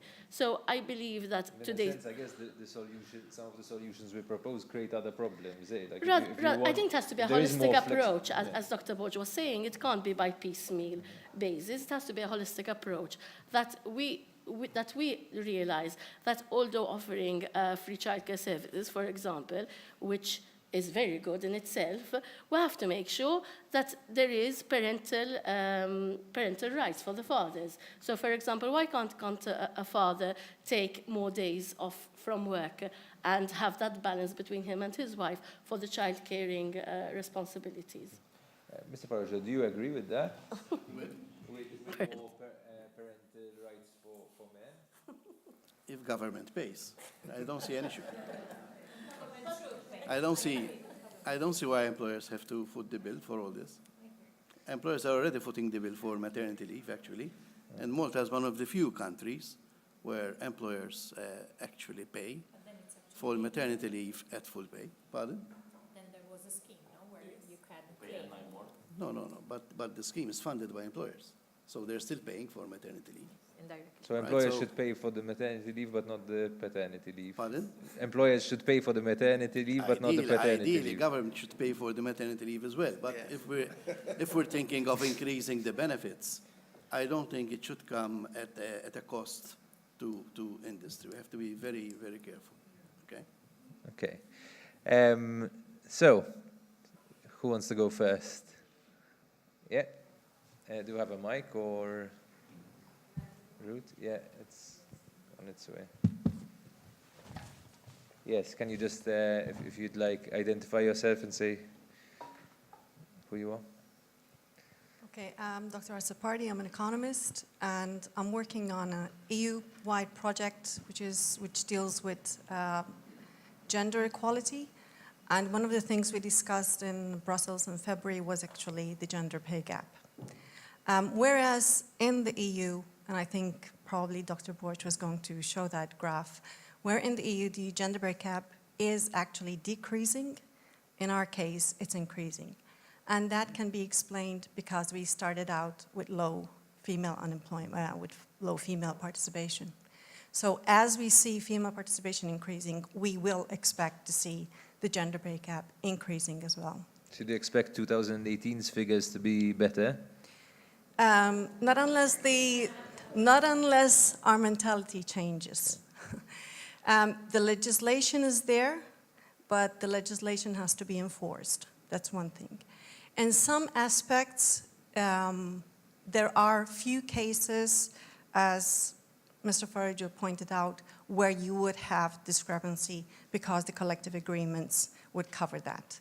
But in cases where, especially in the top skills, and I think Jocelyn's presentation was very good to show us, that it's actually worse in the professional sector. So when you get to the negotiated part, that's where the problems start. So even when on the first footing, you start out on with the same academic qualifications, the fact that you are of childbearing age, that puts you back already with the employers. And then you have to take the career breaks because the uptake of family-friendly measures is actually taken by women and not by both parents. That puts you back another step. So all along the way, being a female is to your detriment. And unless legislation, and hopefully the new EU directive looking at work-life balance will try to enforce employers, whether they pay themselves or get the governments to do it, to encourage more take-up between the two genders. I'm not saying men should now be taking care of kids, but there should be a balance that isn't there at the moment. So I'd like to thank all the presentations that we've had and also the panel members. But what I would like to ask... Do you have any specific questions maybe? Yes. Go ahead. How willing are the employers to encourage men to take up family-friendly measures? Because from the research, family-friendly measures have actually been negative for women because it has made the situation even worse. Mr. Farrugia. I think I'll give a blunt answer. Employers don't encourage anyone to take family-friendly measures, but they try to entertain, to accommodate requests. Now, if the requests are coming mostly from the female section of the workforce, then they would try to entertain those particular requests. If the requests are coming also from male employees, I myself, a few weeks ago, had a request from one of our male employees. Okay, we reached an arrangement of some hours teleworking, but I did not say to myself, but how strange, this is coming from a male worker. Therefore, I think, I agree that many companies have to adjust because this is a cultural shift we're talking about here. In the same way that we should expect males to carry a stronger or a greater part of the burden of family responsibilities. So likewise, even at the place of work, if we perceive men and women to be equal, and I don't think that is the case. So I would agree with you there. Pardon? You don't think we perceive it? I still think that even employers expect, just as the rest of society, okay, that where there are family issues, the family burden, the responsibility falls mostly on the shoulders of the female gender, which So you is can't really unfair. deny that employers take that into consideration. It's not just employers; it's everywhere. It's the whole society that thinks this way, and this is what we need to change. We need a cultural shift, which I think happened in other countries. It is happening in Malta as well, and it is happening mostly by necessity. We cannot afford a low female participation rate in the market, and this is where I think female employees, especially female graduates, can really bargain for better conditions, because companies and the economy in general can't afford to have our women staying at home. But how can they if they don't know what the wages are? Who doesn't know? How can that? they bargain for better opportunities, you know, if there's secrecy? Secrecy. I mean, the labor market operates irrespective of whether there is secrecy in the contracts or not. There are going rates. So if I have a company with one, and I need one financial controller, and I have issued applications through recruitment agencies, whatever, and I receive CVs. If I have two people, irrespective of gender, one of them is prepared to work for me at 50,000 euros, and the other one is offering his or her services for 45 at the same level of competence. Obviously, I would go for the cheaper rate. But then the market... Even more so if one of them is going to access family-friendly measures. Probably. Pardon? Even more so if one of them is going to I access think today family-friendly family-friendly measures are more common in the private sector than one would like to, than one thinks. Okay. They are very common. I think many employers make contingencies for that. Thank you very much. Well, this thing of secrecy, there are two ways of dealing or addressing this secrecy thing. One of them is, as Ken was saying, through the collective agreements, because collective agreements are presented to all the workers, and they have hard copy in their hands and digital copies in their hands of the collective agreements. So that is a way how you can eliminate secrecy through the salary structure and so on and so forth. However, as UHM Voice of the Workers, we also proposed to do a portal on a national level whereby all employees in the Maltese labour market will have a contract of work, and their contract of work will be uploaded on this portal. Which portal can help us as social as participants within the social dialogue and the government to understand better the labor market perspectives, including to understand what type of problems we're dealing, what type of situation do we have here when it comes, for example, to gender pay gap. Because if we have that type of portal, you would understand what sort of nomenclature the person have, what sort of job he has or she has, and what sort of salary he or she is given within a particular place of work. Go ahead really quickly so we move on to another... Two things. One, I disagree that everyone's salary will be made public on any kind of portal. Secondly... Why? Secondly, the government itself refuses to disclose the conditions of employment of a number of its employees, particularly positions of trust. Therefore, nowhere in the world do you have situations where all conditions of employment are disclosed. And the secrecy contracts in many companies is due to the fact that if you need a professional and you're engaging this professional at a particular rate, at a rate which may be even higher than the market average, then there is the danger that it will disrupt relativities with the other grades within the organization. Okay, So so have to there respond are now. many reasons. Really quickly, First of all, I didn't say that we are going to make the salaries of all the employees in the labor market public. And it's not that. I said for statistical purposes, at least, we can pinpoint where, in which sector we have. For example, something like this can help very much NSO to collect and gather data. So it's not a question that we're going to have a website whereby I'll put the name Joe Farrugia and then I understand what his salary, annual salary is. Understood. Okay. We'll move on. Have another question or comment from there? And propositions as well. I don't know which Can hat you I'm going. Can you introduce yourself? That's why I'm going there.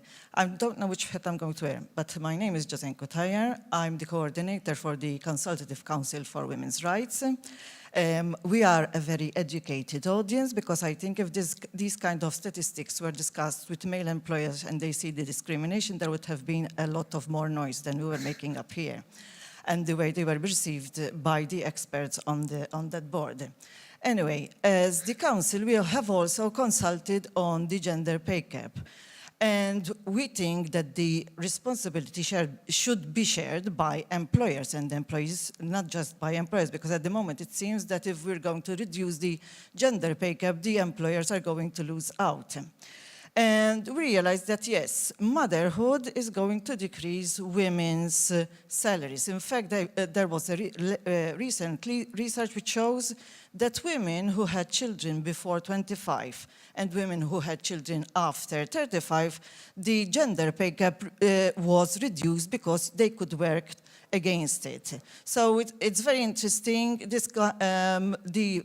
the issue of family planning. Family planning is essential. Can you explain that again of the 30, women who had 35? children before 25 and women who had children after 35, the gender pay gap was less because women who had children before 25, they could work and progress in work, and that would mean that the gender pay gap was reduced.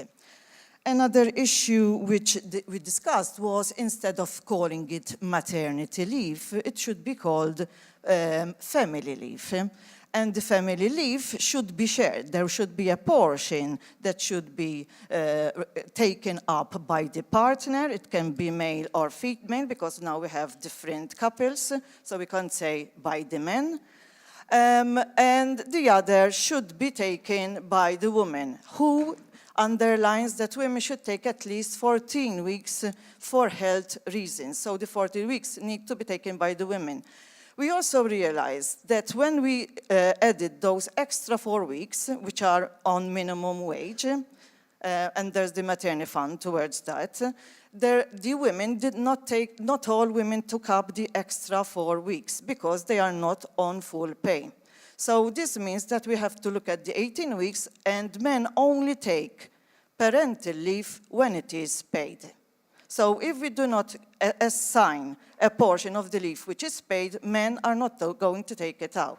Now, we saw also from Norway that the longer the parental leave is, the less women are, the more women are going to lose, because the gender pay gap is also linked with the length of the parental leave.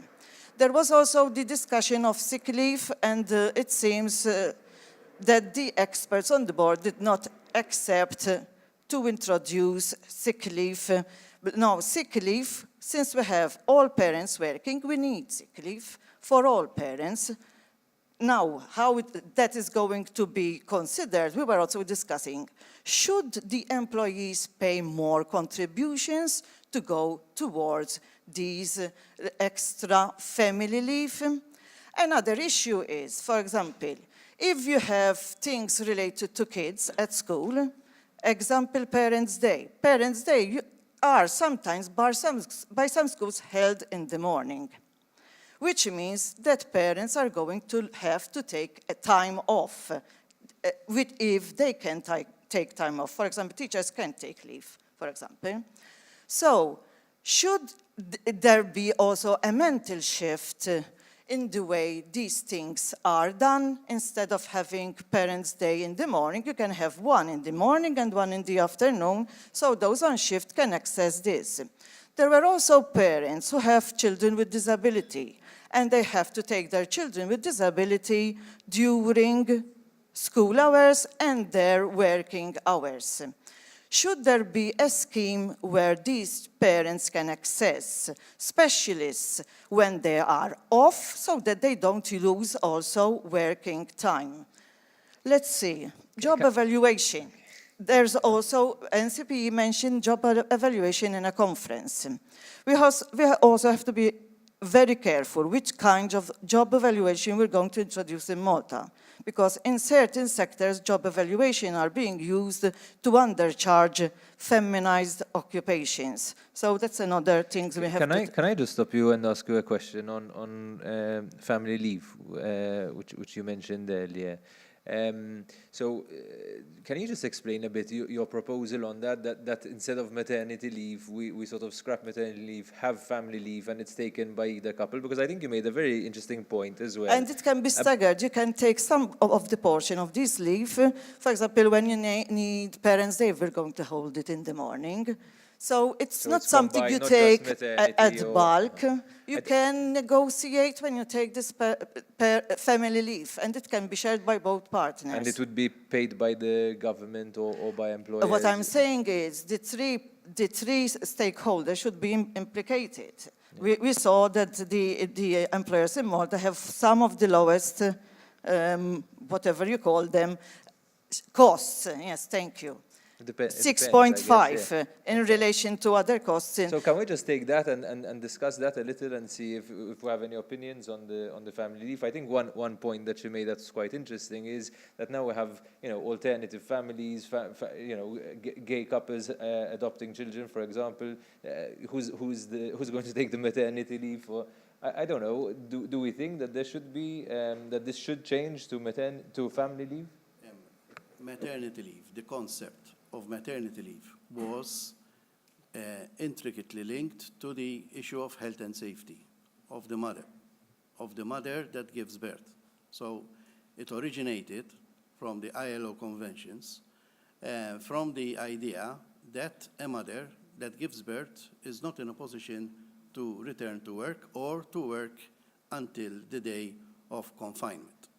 Therefore, if we're going to change now the concept of maternity leave, and in fact, there have been discussions recently at the Employment Relations Board to see whether there could be an arrangement whereby part of the maternity leave can be taken by the other partner, by the father, for example. However, we cannot escape the fact that a good part of the maternity leave has to be taken by the mother. Now, if there is an extension of 4 weeks, we could discuss whether those 4 weeks may be taken either by the mother or the father, or one could make it mandatory for them to be taken by the father. So that could be discussed. That could be discussed as well. There was even a proposal from the union side, from the unions, not only one union, because UHM confederations, to have the rest of the family leave divided equally between the two parents. So excluding the maternity, which that has to remain as it is, the rest of the family leave will be 50%. What do you think, Dr. Borges? Do you think it's a suitable sort of proposal to move things forward a bit? I think what is interesting, recently the EU has come up with a proposal because they realized that there was previously a proposal just to change maternity, and now they realize that they have to take on this broader issue and involve men in the process, which I think is a very positive step. What they're proposing is that you have 4 months of paid parental leave for each parent, and the quota cannot be, because usually what happens is that the mother takes the quota and the father doesn't, because in a lot of countries it's not paid. So the idea is to push for payment and to make sure that there is a quota reserved for the father, so that there would be kind of more incentives for the father to take up. Now, the problem with that proposal is that the proposal at the moment is that it will be paid at sick pay level. Now, when you look at sick pay level in Malta, after the first few days, if not mistaken, it goes down to about 20% of the wage.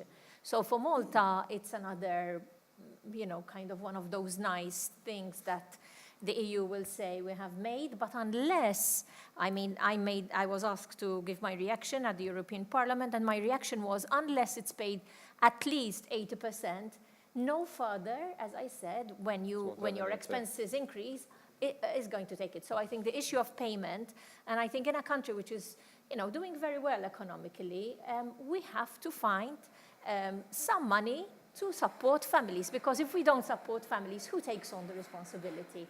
Usually it's the mother by withdrawing or reducing her hours, and so she pays the price. Today we saw that woman paid the price. So, surely there are other reasons as well, like aging population and whatever. Yes, and we have one of the lowest birth rates in the EU. So unless employers, unless governments are going to realize that they have to do something about it, in the future, employers will not have clients, they will not have employees. So this is not a stupid thing to keep women happy. It's something which we have to think as a country, because it will affect us all.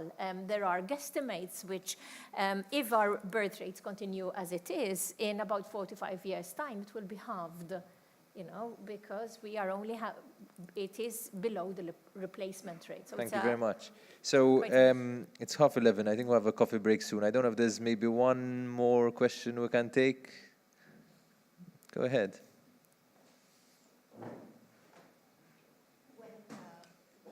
Thank you.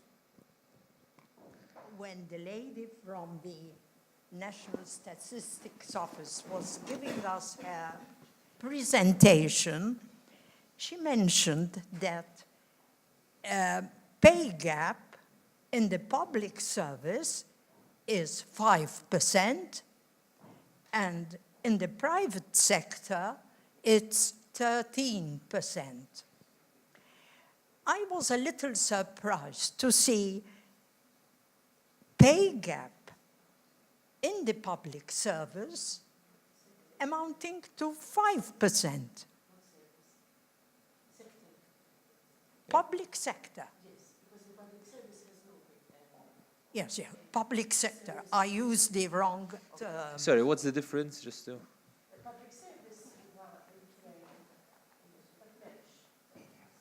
Okay.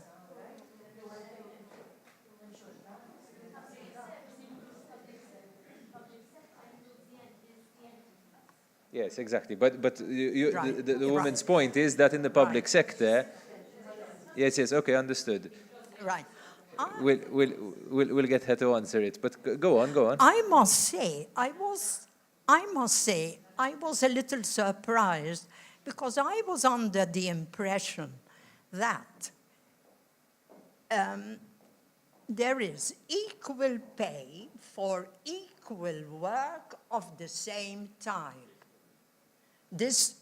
And it contradicts what the gentlemen were saying about the collective agreements, perhaps, as well, or not? Would government work? No. Let's get Jocelyn's perspective first. What's in a collective agreement, but then there might be cases, even though there is law, there are people who still abuse.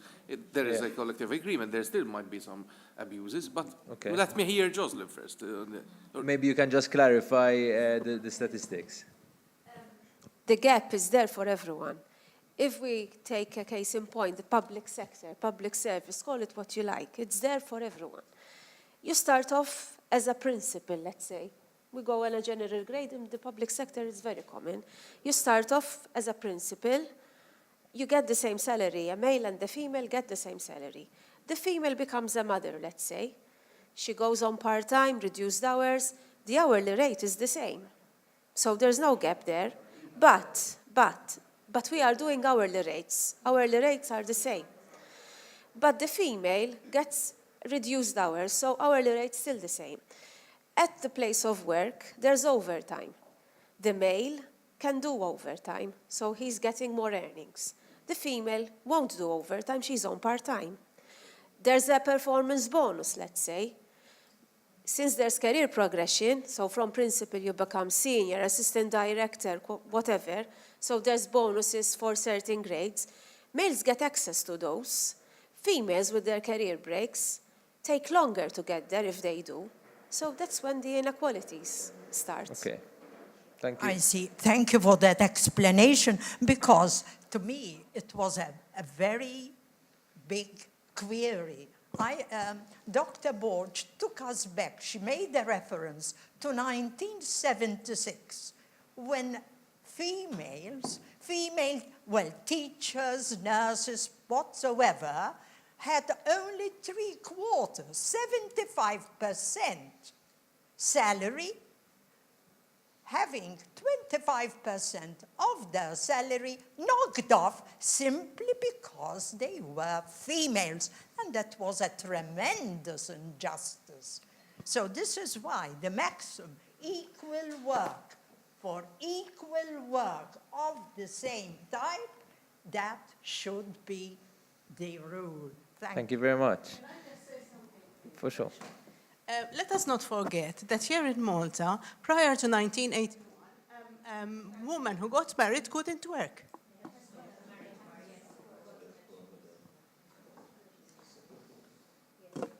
Okay, so I think that sets a good tone for coffee break. Thank you very much. Thank you very much to the speakers. And if you can just be back here in half an hour's time, we'll continue. Thank you.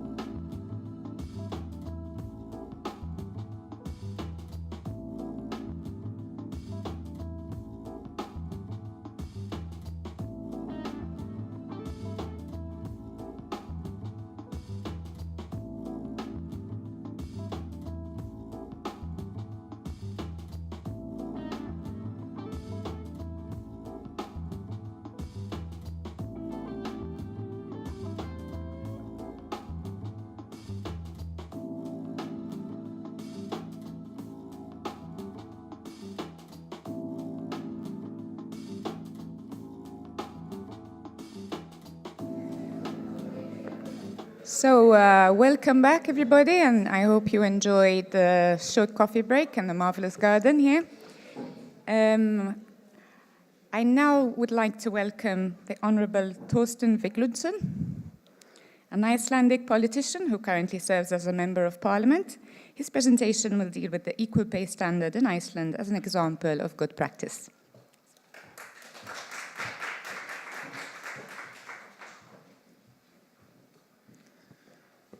So, well, first of all, thank you all for having me here. It's quite a nice experience. My first time in Malta, a beautiful country. But maybe before I start a short introduction of myself, I'm still finding it hard to call myself a politician, as I spent most of my time in the private sector in my professional career. For the most part of it, in one management position or another.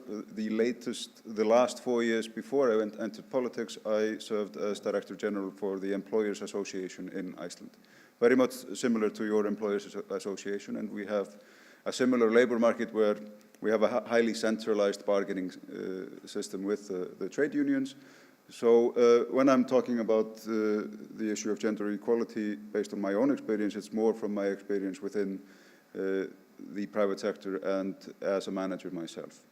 But in Iceland, we introduced last year a new law called the Equal Pay Standard, or the Equal Pay Act, which really mandates companies to prove that they are not discriminating on pay based on gender or any other factor really for that matter. And before I get into the details of the standard itself, I'd like to spend a few minutes just to explain what has Iceland been doing in the issue of gender equality over the years, and why did we resort to measures such as really adopting legal measures or making a standard like that mandatory for all companies. So, we've lost the screen on the side there, I see. So Iceland has ranked #1 in gender equality for 9 years running now, according to the World Economic Forum.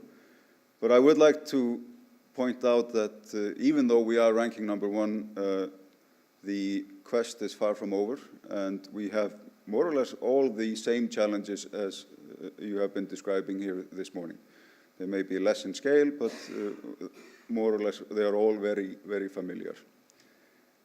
Now, what we can see is that Iceland's path to #1 in gender equality has been, first of all, 90% of children aged 1 to 5 are in a government-operated daycare. So 85% of the cost of the daycare is actually paid for by municipalities. And when children reach the age of 5, I think the rate is around 98% of them are actually in a professional daycare. And equal rights of parents to parental leave has been in place in Iceland since 2000. It's 9 months altogether, and it's 3 months for each parent, and then 3 months that are shared, that they can decide between them how they will split. But they cannot transfer their individual 3 months. So mother to father or vice versa cannot be transferred. They will have to use them or lose them. And actually this has changed quite a lot in Iceland. And I think when we really look at why are we, or what are the main challenges, and I would say there are 3. It's equal access, it's equal opportunity, and it's equal pay. And daycare and parental leave, and I would stress to use the term parental leave because it's shared by both parents, is a critical factor in ensuring equal access to the labor market. And really, in short meaning, it doesn't matter for an employer when they're hiring a young person whether that person is a man or a woman. They will most likely have children, they will have to take time off because of it, but they will do that more or less equally. So, and that is a very critical factor, but a positive effect from it, studies in Iceland have shown, has been fathers bond more with their children than before. They take more active part in their upbringing, and critically, they take more part in housework. And so it isn't just a labor market policy, it's a societal policy, really. And that maybe, before I dig deeper into that, also pinpoints what is the challenge for society when it comes to gender equality. Modern societies are changing. Women are entering more and more the labor market. We need women in the labor market. And our birth rates are dropping down. So really, we could say the challenge when it comes to the labor market and gender equality is making sure that the decision to have and raise a family and to have a successful career are not opposing decisions. That you can make, both parents can make them, both decide to have children, to raise a family, and also enjoy a prosperous career, whether you're a man or a woman. So other than that, we have 79% of women active in the labor market compared to around 87% of men. So it's fairly close. We haven't closed the gap there completely, but still very close. Women now make up about 2/3 of university students and graduates. We introduced gender quotas on company boards and public institutions in the period between 2008 and to 2013. So now you have to be represented by either gender.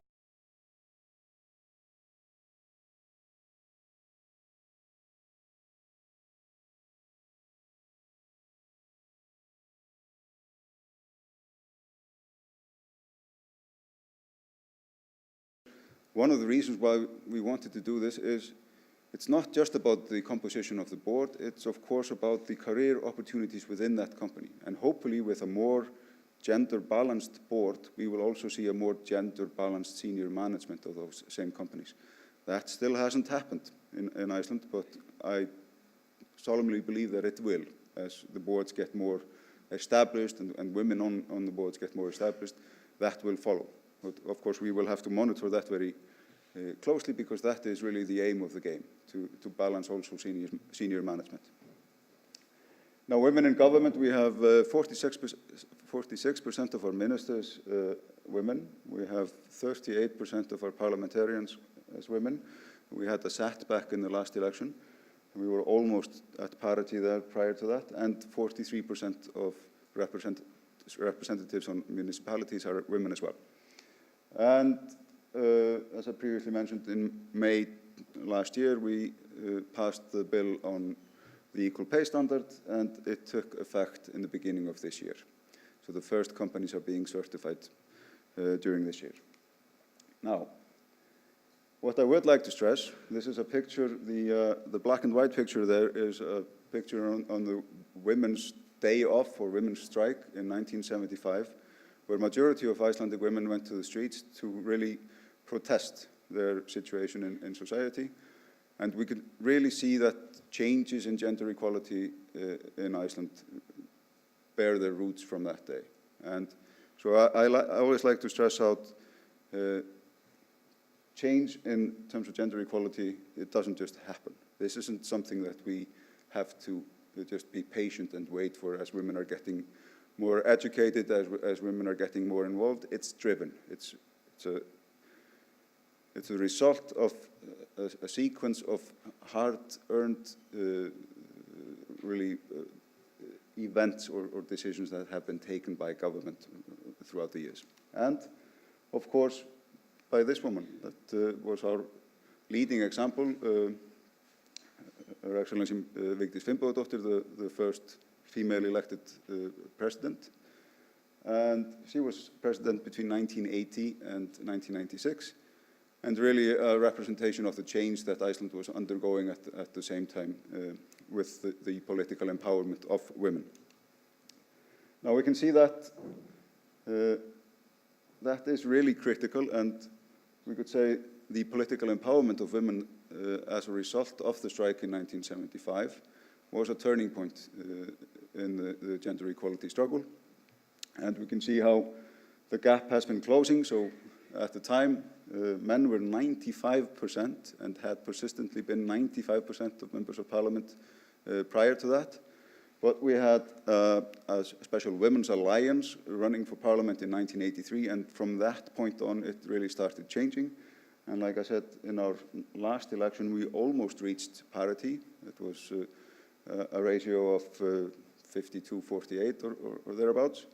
But unfortunately, in the last election, we had a setback. So it's now 38% women. But still, we have gradually been moving in the right direction.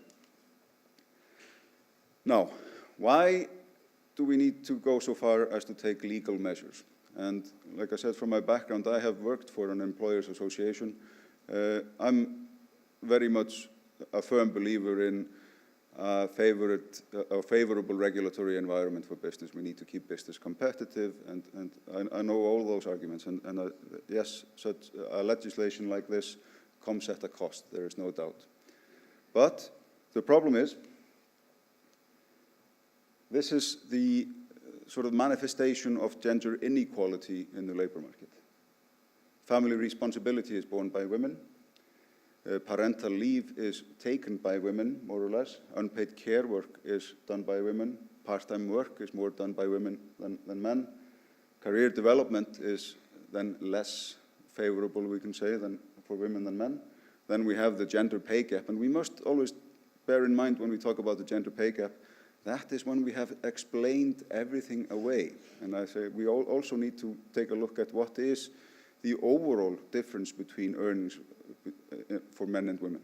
Because we must also keep that in mind, because it represents a difference in opportunity in the labor market.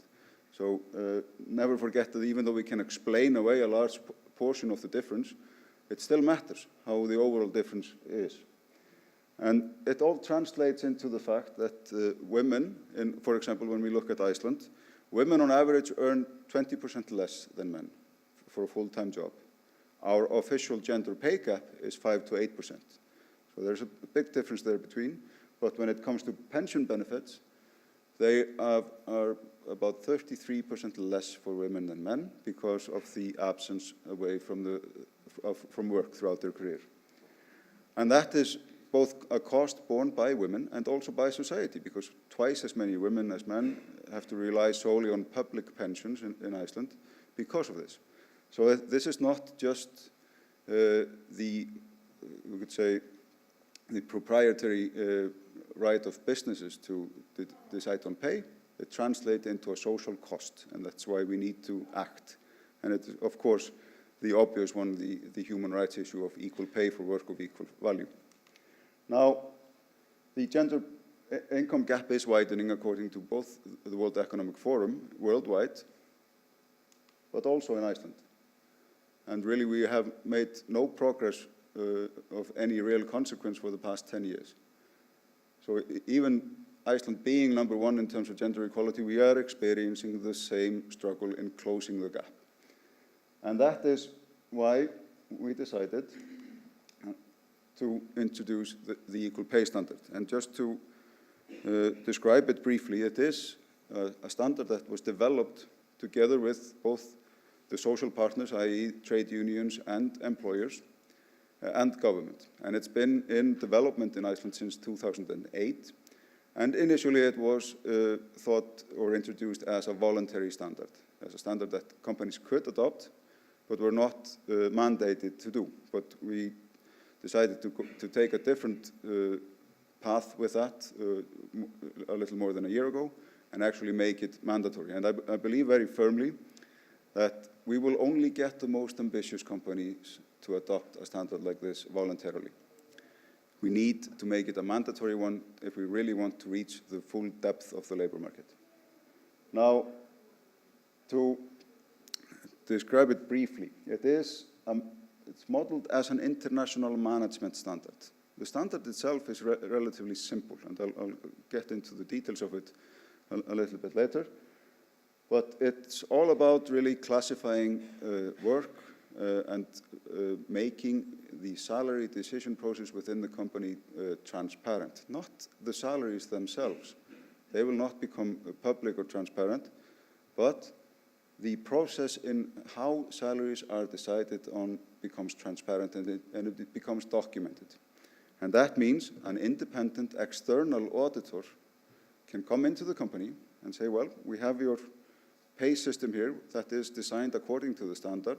It's really explaining how you intend to pay your employees, and then we take a look at how you actually do pay your employees and see if those two match. And if they do, you have no gender-based discrimination in your pay system. And that also applies to, of course, other discriminatory factors quite common in the labor market, like nationality. Now, in short, it's a two-tier pay system that companies need to have. They need to value the work itself being done or different tasks within the company, irrespective of the employee actually performing these tasks. So what is the value of each different task within the company to that same company? And this is not a one-size-fits-all kind of a system. Companies can still have their own, we'd say, personalized pay systems. They just have to meet these requirements. You have to value the work done on transparent and clear metrics. And then secondly, you have to evaluate your employees the same way. How do you reward the individual for their work? Meaning, do you want to reward solely based on performance, or do you take into factors like experience, responsibility, risk of the work, other things? But they are, again, tangible, documented, transparent metrics that then can be reviewed, so that we can actually verify that the company pays in the same manner as it describes. Now, that has to take into account all forms of remuneration. And we can't forget, when it comes to the extras, I mean, like it was explained here this morning, the agreements are the same. The hourly rates are the same. But still there's a gender pay gap. And men usually get the extras more easily than women do. They get the company car or some sort of a car allowance. They get the free computer or phone or some sort of a bonus. And these things are all the same across all countries. I mean, we see them in every study done. Men are rewarded more easily extra than women are. So the pay system has to take into account every form of remuneration, however it's composed. Now, the verification process is, like I explained, this is an international management standard. It can quite easily be adopted to other countries as well. It is the same as with any other ISO certification. You simply have to have an independent external auditor or certifier review your company and certify it. And in Iceland, this means companies have to be certified every 3 years. And they have to be recertified every 3 years. And there is a fine involved if they fail to get certified. And in Iceland, it means all companies with 25 employees or more will have to be certified. It will be implemented in stages. So the smallest companies will be last, and they will have to be certified by 2020. Now, 2021, sorry. And we are at the start of this, and I'm very interested and keen to see how it will be a useful tool for us to close the gender pay gap. But I was absolutely certain once I looked at the standard and how it had been developed, that this was, as a manager, the tool we needed, because we are dealing with unconscious biases in many instances. It's not, I would say, in the majority of cases at least, it's not the intention of the manager to discriminate. But we still see all these same forms of discriminations throughout the companies and public institutions as well. They're all the same factors across countries. It's just a difference in scale. So this is actually turning the responsibility around, putting the responsibility to the company, not the employee. And we all know it's very difficult to sue your employer. We have all had, as countries, laws in place making discrimination based on gender and pay illegal since the 1960s. It hasn't worked. It hasn't closed the pay gap. So further action needed to be taken. And therefore, I'm certain that the equal pay standard will prove to be the tool that can help us in really closing the gap for good. Now, just on a closing note, and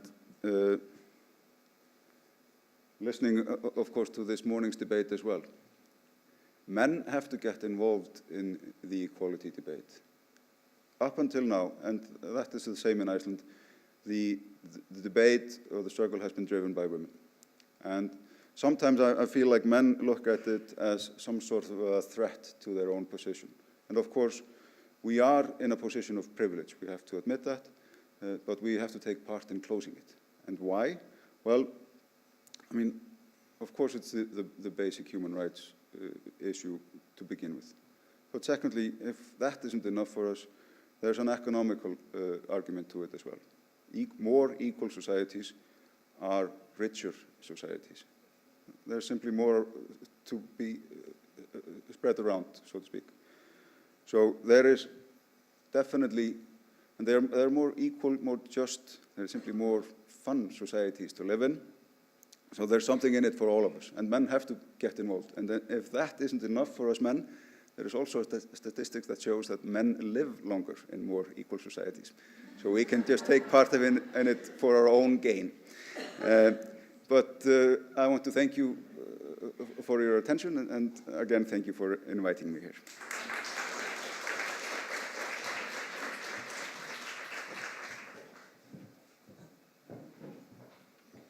Thank you very much, Honourable Vigludsen. I now introduce Ms. Hanna Birna Kristjansdottir, a former Icelandic minister who is currently the chair of the Executive Board of Women Political Leaders.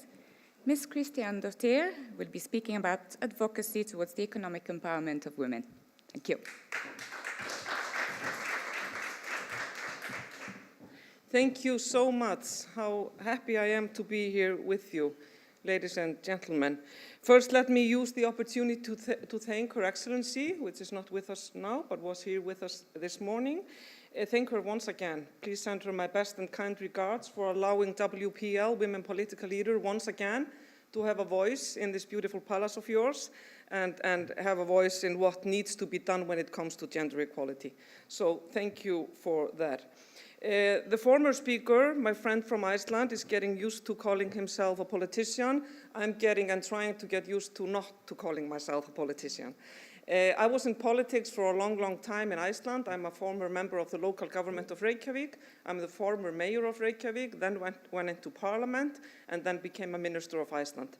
But now I am, as was said here in the beginning, I'm the chair of Women Political Leaders Global Forum. That is an international organization or a forum, a network place for women in politics, to get together and try and figure out how we can change this world and how we can make sure that more women get involved in politics, in public debate, in decision-making, in order for society to change. So that is why I was invited here. But I think I was also invited because I'm from the great country of Iceland.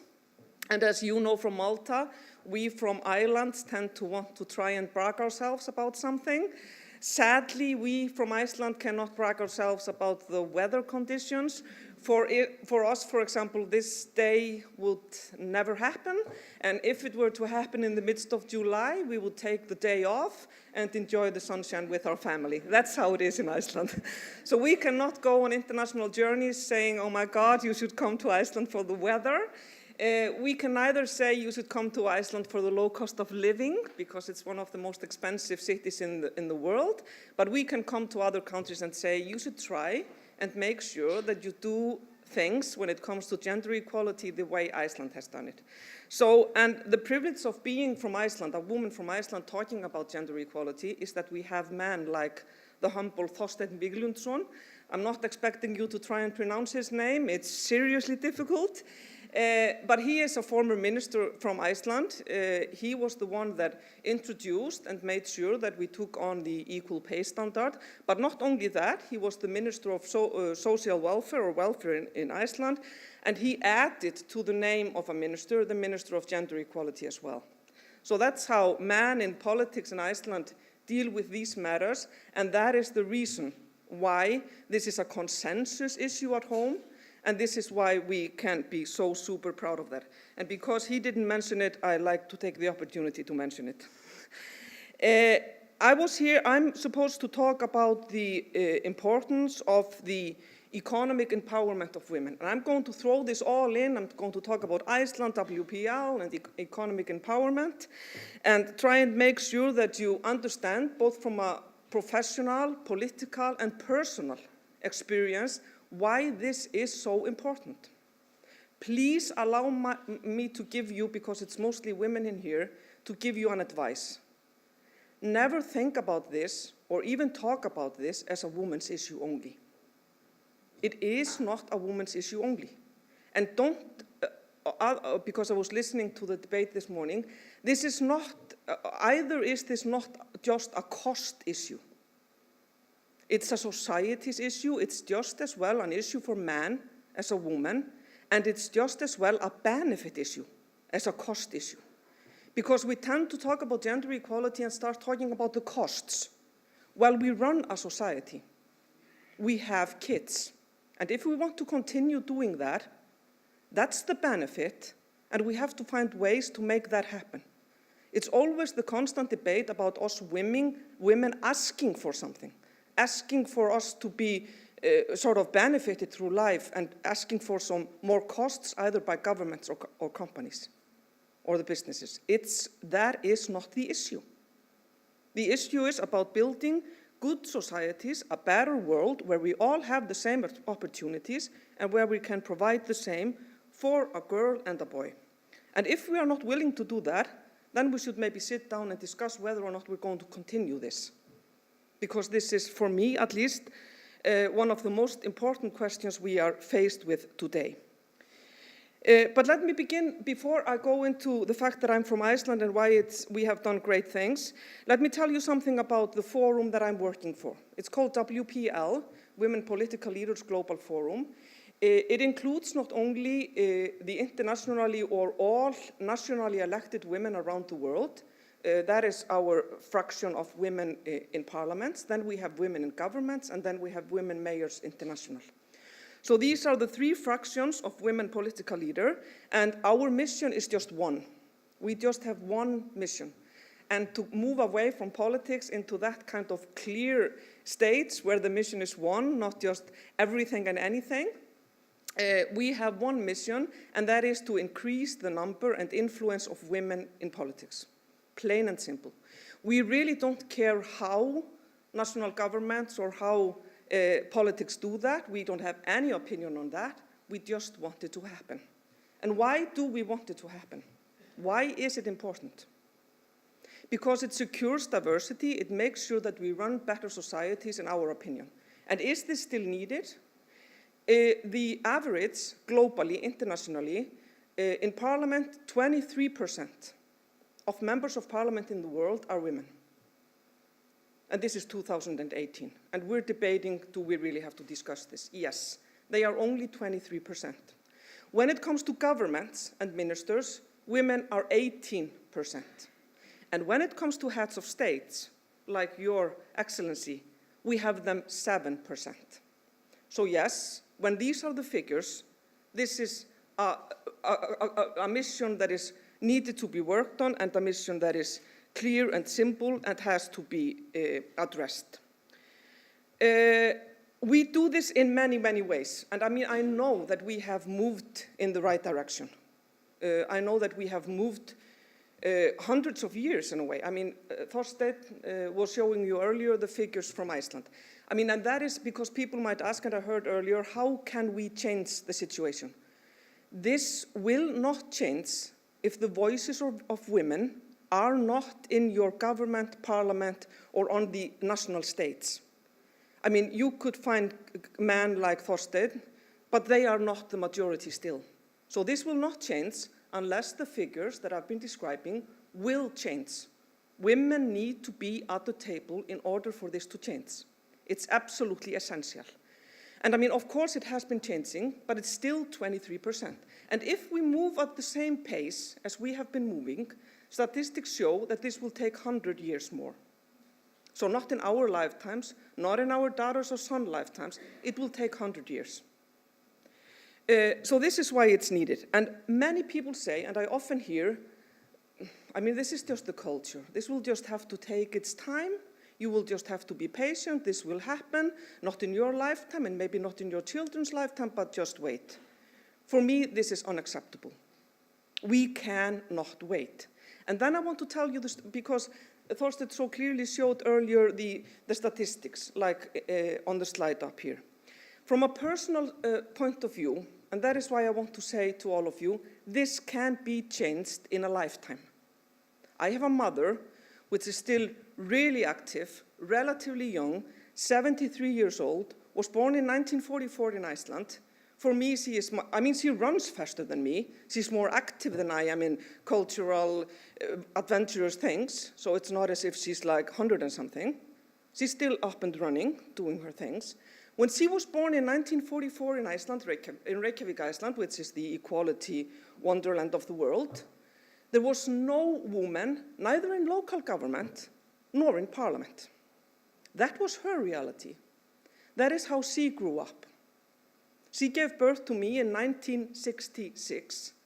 There was one woman in parliament. And 1.8% of the local members of government in Iceland were women. I grew up with that reality. I have a daughter here with me. She's 13 years old. She's in the front seat there with her father. She's never seen this reality. If you were to ask her, she's a bit shy in English, but still she would understand. If you were to ask her, do you think it's more likely that you or your boyfriend or your friend, being a boy, would go into politics? She wouldn't even understand the question. She would say, I don't relate, really. I mean, for her, the 40 to 50% situation is the complete right way to do things. So it's just in a lifetime of one person. So it can happen from nothing up to parity. So remember that, it can happen. Also, if you were to ask my same daughter, I have two of them. I have one 19, she's at home, and one 13. If you were to ask her the same question, because we're talking about the sort of connectivity of things, if you were to ask her, who is more likely to go home and take care of kids? She would she wouldn't understand the question, because she is raised in a country and has enjoyed the privilege of a completely 50-50, even because I was very active in politics at that time and had less time than my husband. She's been raised not even 50-50, but maybe 70-30 at periods in our lives. So a personal story about, for example, what we call paternity leave is the fact that when I had my kids, my two daughters, we had 9 months to share. I did the first 3. He, then my husband, did the 3, and then we shared the 3. So when these daughters of mine or ours wake up in the night, they are just as likely to shout out for him as they are for me. And that, believe me, changes everything. And it's not, and if you were to ask my husband, I'm speaking on behalf of him since he's here, if you were to ask him, do you think that this has been a real he your life, or he would say, this is by far the best part of my life.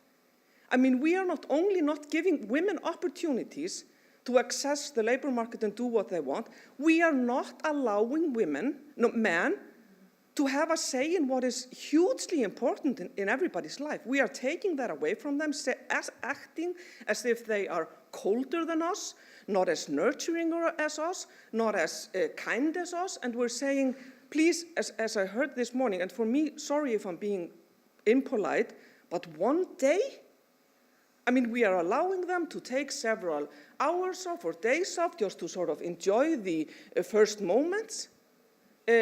For me, this is even more of a gain for a man than it is for a woman. So my daughters, they would just as well go to him if they are sick. He is as likely to stay at home with them. When the paternity law took place in Iceland in 2000, it was like a total revolution. Because not only then men became real fathers, they took on the responsibility, their sort of estimation of what matters changed dramatically, and the ones hiring people the employers, could no longer say, well, I'm going to hire you instead of you because it's more likely that you will leave. So I'm rather going to invest in the man because he will stay. Not only did it change the household, the taking care of family and children, it changed the gender pay gap. That was when we had a change in that. But Thorstein is totally right. We haven't had a humongous shift since then, but we then again have not had a humongous shift as the paternity law was.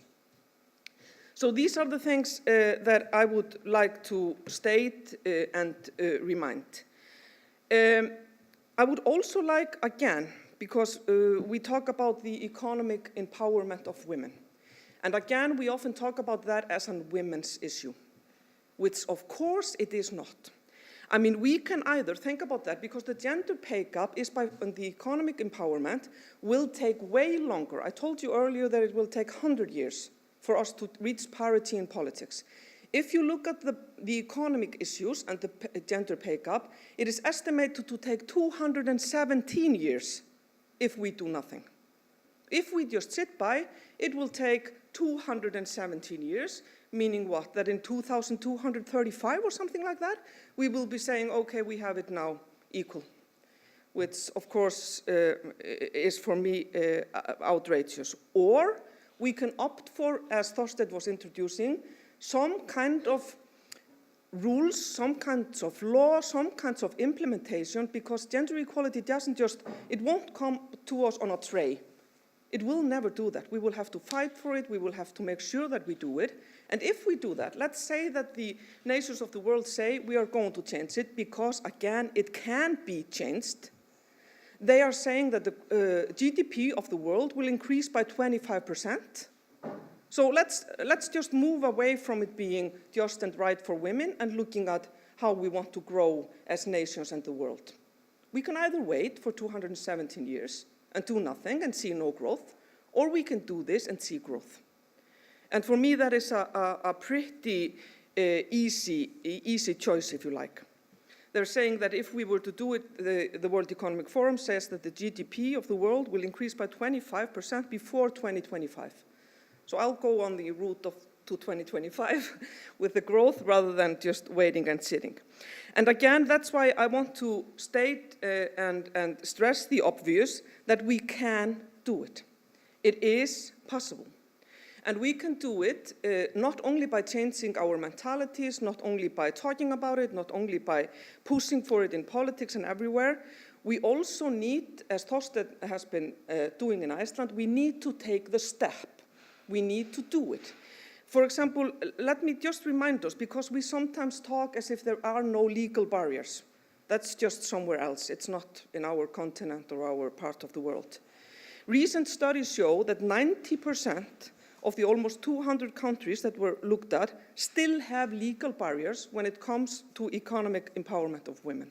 There are still some legal boundaries that restrict us from doing what man does. I'm of course not talking about the 104 economies in the world that still do not allow women to do certain jobs. We're still there in 104 countries, where there are certain types of jobs that by law are not for women.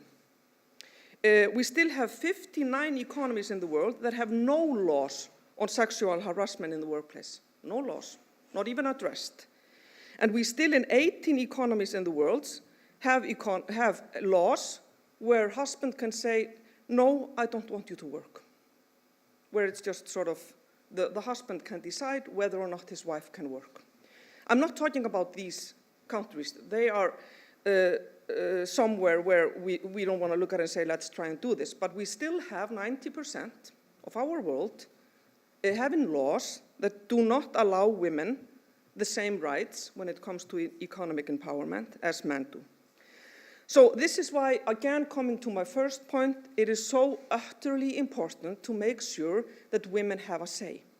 So to you in Malta, I would say, embrace what your president, Her Excellency, is doing. She is having an effect on women around the world. I hope that she will have a humongous effect on the discussion and debate here in Malta about what is so clear and simple. The economic empowerment of women, as I state again and again and again, is not a women's issue. It's the world's issue. It's an issue for everybody.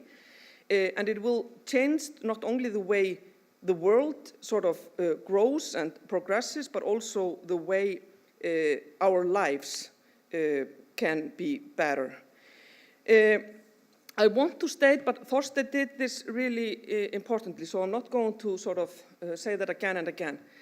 But it's not only that men live longer in societies that have gender equality, people are actually happier. If you look at the statistics, it's not only that the economic growth rises, it's not only that unemployment is lower, it's not only that the education is higher, it's not only that the life expectancies of both women and men are higher, they are actually happier. So if one does move from the economics or the gender issues, one can also just foresee a happier life, which is something that is of great importance. In the end, I would like, because I try and make sure that because people ask, what is it about Iceland? How have you really done this? We have, of course, done literally everything that every nation does in order to secure gender equality, meaning in law, meaning everywhere. But I would say that there are 3 extra things that we have done. The sort of steps we have taken to make sure that we go the extra mile. First of all, we have super strong female role models, and we cherish them. We allow them to be role models. Although they are not, as our culture would say, the average politician or the usual leader, if you like, we cherish them. Thorstein showed you the picture of the Honorable Vigdís Finnbogadóttir, which is the first democratically elected president in the world. She is the mother of Iceland, and even the father as well. And when she was elected in Iceland in 1980, I was young. I grew up with her, sort of being the president. I didn't even see it happening. When somebody were to ask, should it be a female or woman or a man being a president, I would say, of course, a woman. And that's how the images stick in your head. They can even go for women as well as men. So it's what the culture tells us. So we have these strong role models, women, and we are allowing themselves to be women. We have strong, my mother, our mothers, all these voices of women, we cherish them. And we allow them to be the role models as well as the usual, more common role figures that men are. This would be number 1. Number 2 is what we have been again and again stating, the family sort of methods that we have taken, which is the parental leave. Again, I cannot strike or stress the importance of that, how we have done, how that has changed everything, and how that has made sure that we enjoy the opportunities, both men and women. I'm not going to stress that again, but I know that, for example, because somebody earlier this morning they were talking about paternity leave and how we would do that, and as if it's only an issue of health or something like that. Believe me, and I know that the Icelandic man in here, Thorstein and my husband, would agree. If they were to have a child, which is unlikely, at least in my case, I've overgrown that. Let's say that we were to have a child, and let's say that Thorstein and his wife, which is sitting beside him, would be having a child. And then let's say that they would go with the guys to the pub. And let's say that they would be discussing how they were going to take care of all of this. They would never dare, in the crowd even of 20 guys drinking beer, to say, well, I'm not going to take time off. They would never dare. It's just totally socially unacceptable for a father to say, no, I'm going to stick with my job. I might go home for a 1 day, week or something just to see how things are going. No. They would all say, of course, I'm taking the same time off as my wife. It's utterly unacceptable not to do it. Also, to state, however, because of course then again comes in the question of cost. Society pays for this, but the employees, so the market of the workforce in Iceland or the employers also pay for this. That is done via taxes. We don't see this really as a cost. We see this as a total benefit for all. And whether it's a woman or a man, we all get, isn't it 80% of our wages Men are too often paid higher than women, but they get 80% of their salaries. So they leave. And they would, as I say, not even in a crowd of strong Icelandic Vikings, would they dare to say, no, I'm planning on just going to work. So that has changed everything. Also, the laws that Thorstein introduced about the equal pay standard, that is the extra step that we're taking and are of huge importance. And let me end on a really consensus type of note that I really like. We have, and I know this sounds as if I'm losing it, but we honestly have a political consensus on this. Whether you're from the right or the left, there is a total consensus. So, for example, when we were accepting in Parliament in 2000 the parental leave, they all raised their hands, whether they were from the far right or the far left. Because the benefits are so obvious, both in public life and private life, that it isn't debated in politics, which really gives it a totally different flair. We aren't fighting about the facts. We are not closing our eyes and saying, no, there is no gender pay gap. And the men in Iceland have long ago realized what women around the world have been saying for a long time. Please just listen. Listen. Not just say, well, this is, because man's reality is different from women, but when we are describing our reality, men tend to say, no, I'm not sure. But the Icelandic men have for a long time realized that it's good to listen and to try and make sure that we have as much a say in this as they.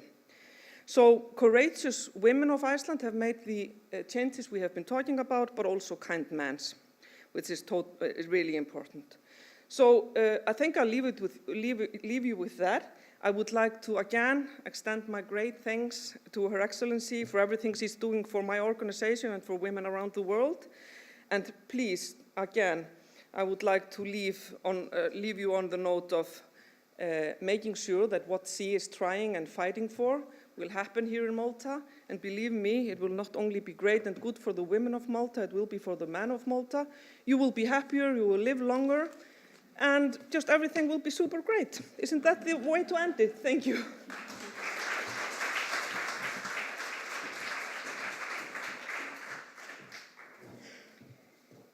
Thank you for sharing, Ms. Kristjánsdóttir. Lots of good practice to reflect upon here. We are running a bit late, but if there's anybody who'd like to make a comment or ask a question, we might. Yes, okay. We have somebody back there. Thank you. May I ask you to introduce yourself again, please? And let's try and keep it as short as possible because we're running late. Thank you.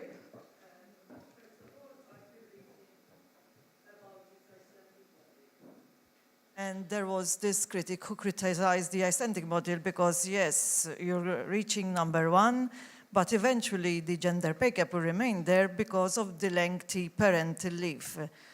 I don't know how you would answer that. The second thing you said, that companies with 25 and over have to go through this process. In Malta, that would be a bit of a problem because the majority of our companies are feminine and small companies. Who would be carrying the cost of these pay audits? Would the company have to bear the burden? And as we saw in Malta, smaller companies, there's a bigger gender pay gap than the bigger companies. Okay, before we take the replies, is there anyone else who would like to ask a question so we can group 2 or 3 maybe and move on? Okay, anybody else? Okay, so it's Dr. Anna and we can, thank you. My question is, how did the shift in men's attitude towards caring come about? That's what interests me most. Why do men not dare now kind of shy away from family responsibility and perhaps they see it as something positive? How did you manage to bring that about? Thank you.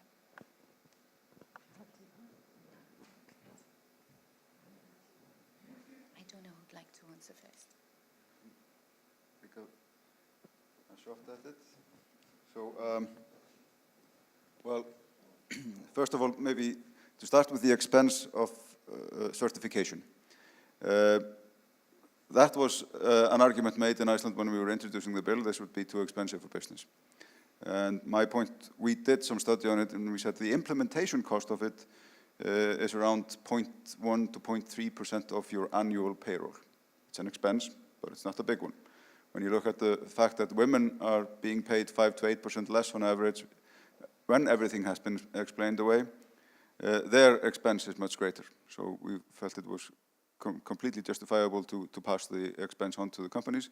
And I mean, talking about the regulatory burdens, we pass a lot of expense on business. We pass environmental costs, health and safety costs, fiscal reporting costs, etc. Why not when it comes to gender equality? And like Hannah explained here, with the social benefits that are there for all of us.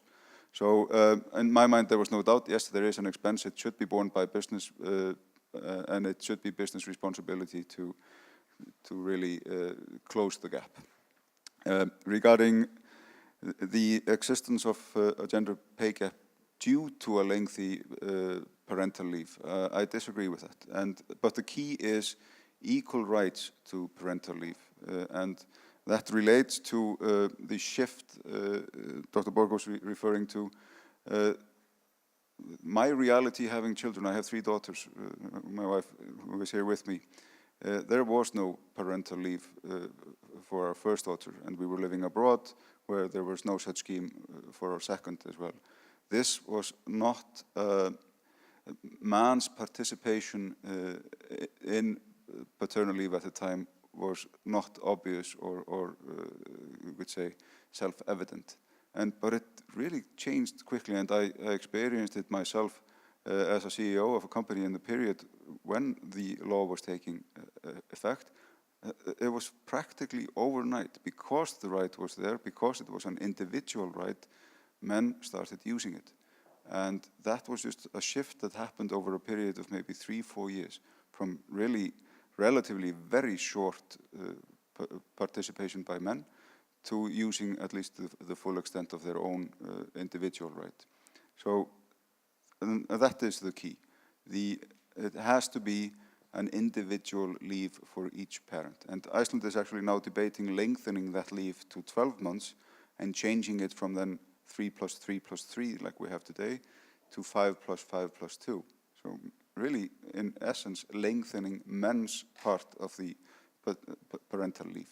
And I think that is critical to reach equality in the labor market. Yes, just super short. First of all, although Iceland has been doing all these things when it comes to gender equality, by no way are we in heaven. So please don't understand my words like this. We have still a long way to go. We still have the old rules of, for example, in politics, where the rules of the game are being designed and even played out by the man, so it's still the dominant man's world. Don't misunderstand me in that. It's just that we have been moving rapidly, and I think the most important thing also regarding Iceland is that we constantly remind ourselves of the importance of it, and we constantly remind ourselves of the fact that we need to be on our toes when it comes to that again and again and again. So we discuss and debate, and we try and make sure that we are aware of it. We were asked, and Thorsteinn has of course touched upon this, the shift in caring when it comes to man. Why did the shift happen? Paternity leave, we just gave them the opportunity to care for children and to care for family. They hadn't had that opportunity really before. They were just like allowed to take the day off or something like that. They hadn't had the guys didn't change really. It's just that they found sort of the experience, and now I think that's really the only reason. They just started having to do it, and then of course wanting to do it. About the paternity leave and the length of it, I mean, there are of course statistics that would show that the longer paternity leave are, the widening the gap will be, but that is when only the woman goes away for like maybe 12 months or something like that, and the man stays there. So I think, as Thorsteinn is saying, the most important thing is that they get the same amount of time. Then this factor will, I think, leave. Thank you very much. We can now move on to our final guest speaker for today, Ms. Grace Camilleri, Executive Director from Ernst Young, Malta.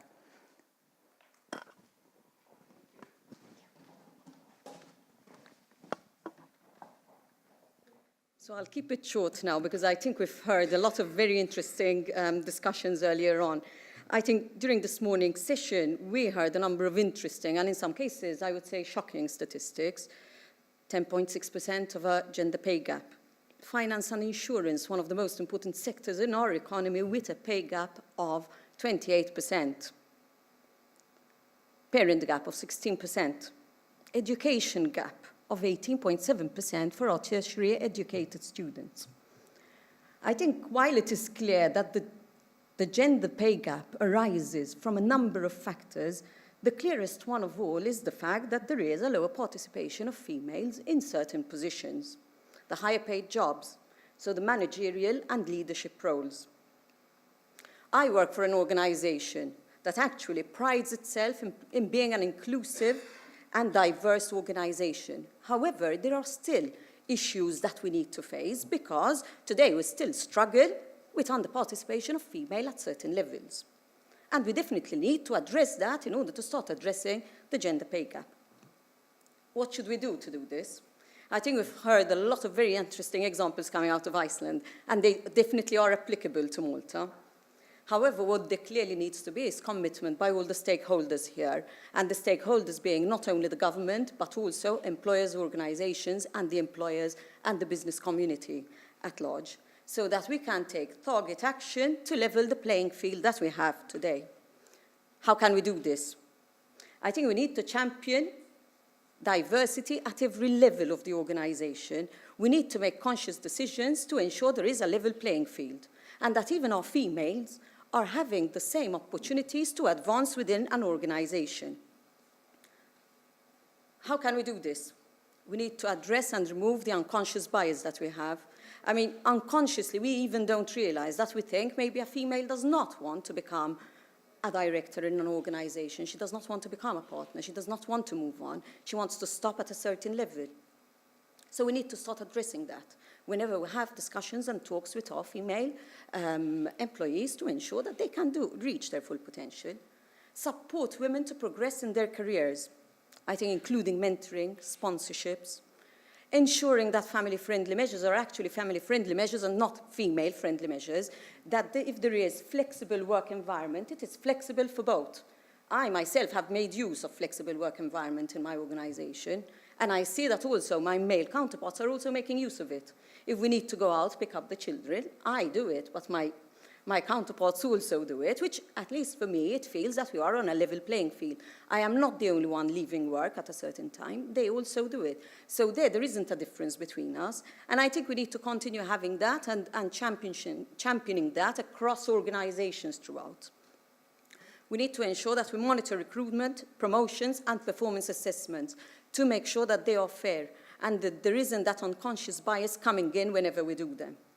We need to, and this is very important, to have more role models. I think today that is something that is lacking in a number of organizations. Without the right role models, even our younger girls are finding it difficult to say, I can achieve that.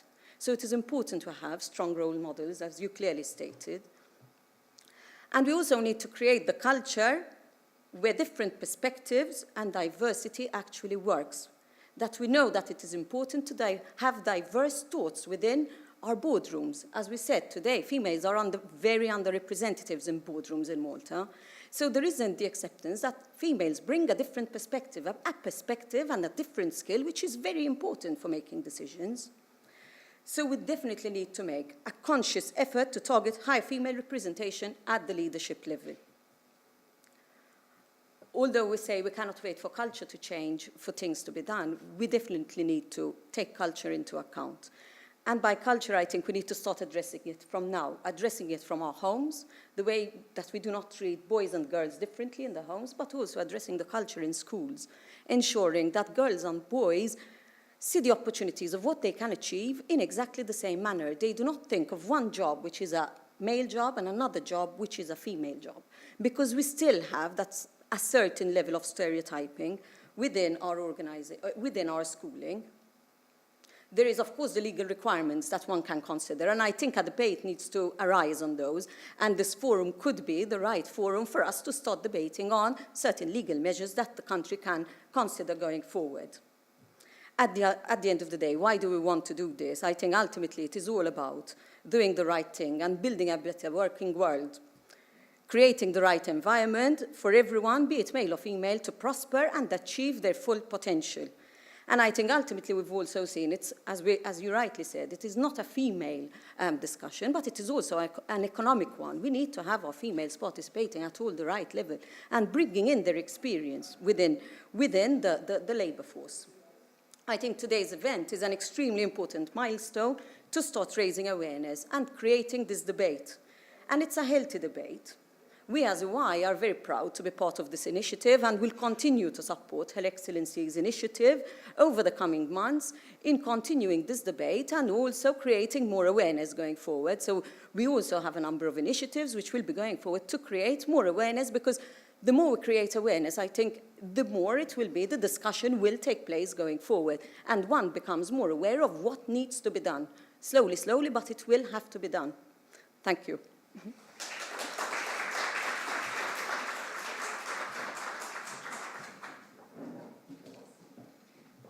Thank you, Ms. Camilleri. I now welcome Dr. Ruth Farrugia, Director General of the President's Foundation for the Wellbeing of Society, for the closing remarks. Thank you. It's been a long morning, so I'm just going to take a couple of minutes. I get the fun bit. I get the thank yous, which I really enjoy. But I can't resist a little comment here and there, because I'm as taken aback by most of you by the statistics that we listened to today. And I have to admit, by some of the reactions. I was somewhat taken aback by, I don't know, I expected a little bit more, I suppose, but I always expect more. Certainly because we didn't touch on issues relating to the impact of gender pay gap on women's pensions, and on the feminization of poverty, which everyone talks about, but they don't link to this. This seems to be something that is up in the air there, and we don't like to join the dots the way we should. And of course, so many women, these professional women that Jocelyn told us about, that horrific statistic, are not unionized women. So the Employers Association certainly has a very interesting role ahead of it. But enough of that. I'd like to, Her Excellency's not here. She really, really wished to stay for the whole session. She was so insistent on having the Icelandic perspective, and I cannot thank you enough for being here and for sharing, and for being so inspiring as well. Dr. Anna Borg, your contextualizing was really great. You gave us a really good picture and understanding of what's going on. I apologize again for the technical problems we had, but you winged it greatly, so you really didn't need it. And of course, Jocelyn Magro from the National Statistics Office, who made numbers so accessible. Thank you very, very much for doing that so well. And of course, the panel. Chris Perugine has had to leave us. He took time out of his very busy day to volunteer and come here today and chair this panel for us. And of course, the big unions were here. General Workers Union, UHM, Malta Employees Association. They were an interesting trio on that. If you don't mind my saying so, noticeably men talking about this issue. And of course, from the National Commission for Promotion of Equality, Ms. Catania, and the Platform of Organizations for Women. Charlotte was here. I know that there were more people from the Empower organization. This is a platform that we're very, very happy as a foundation to have facilitated and put together. 17 women's organizations so far, and I'm sure there'll be loads more. And I have a little suggestion for you when I come to the end of this. Of course, Mr. Viglundsson, I'm sorry if I pronounced this wrongly, but you actually explained that it is possible. It is workable. This is not a pipe dream. It is possible in a country as small as ours, because really and truly, there's a lot of parity going on here. We can identify with what you do. And of course, Hannah, thank you so much. Always as inspiring as ever and as passionate as ever about putting your statement across, and in making the claim that this is not a women's issue. There was a suggestion that this meeting should take place on Women's Day. And as a foundation, we adamantly said, no way, this should take place on Workers' Day. And this is the closest we could get to it, so this is why it's happening today. Grace, thank you for being here and for the support that Ernst Young are giving this activity, and I hope you will continue to give this activity because we have further plans. One of the things I want to leave you with is that there was mention more than once of role models. There are many strong, powerful women in Malta. Why don't we celebrate them? What's going on? That's one thing. And the second, I'm always very touched by that wonderful photo of women striking, going on strike. Now we have a date. We've been told that the 19th of November is the day when women start working for free. Empower women, men in here, save the date. It's important. Thank you very much.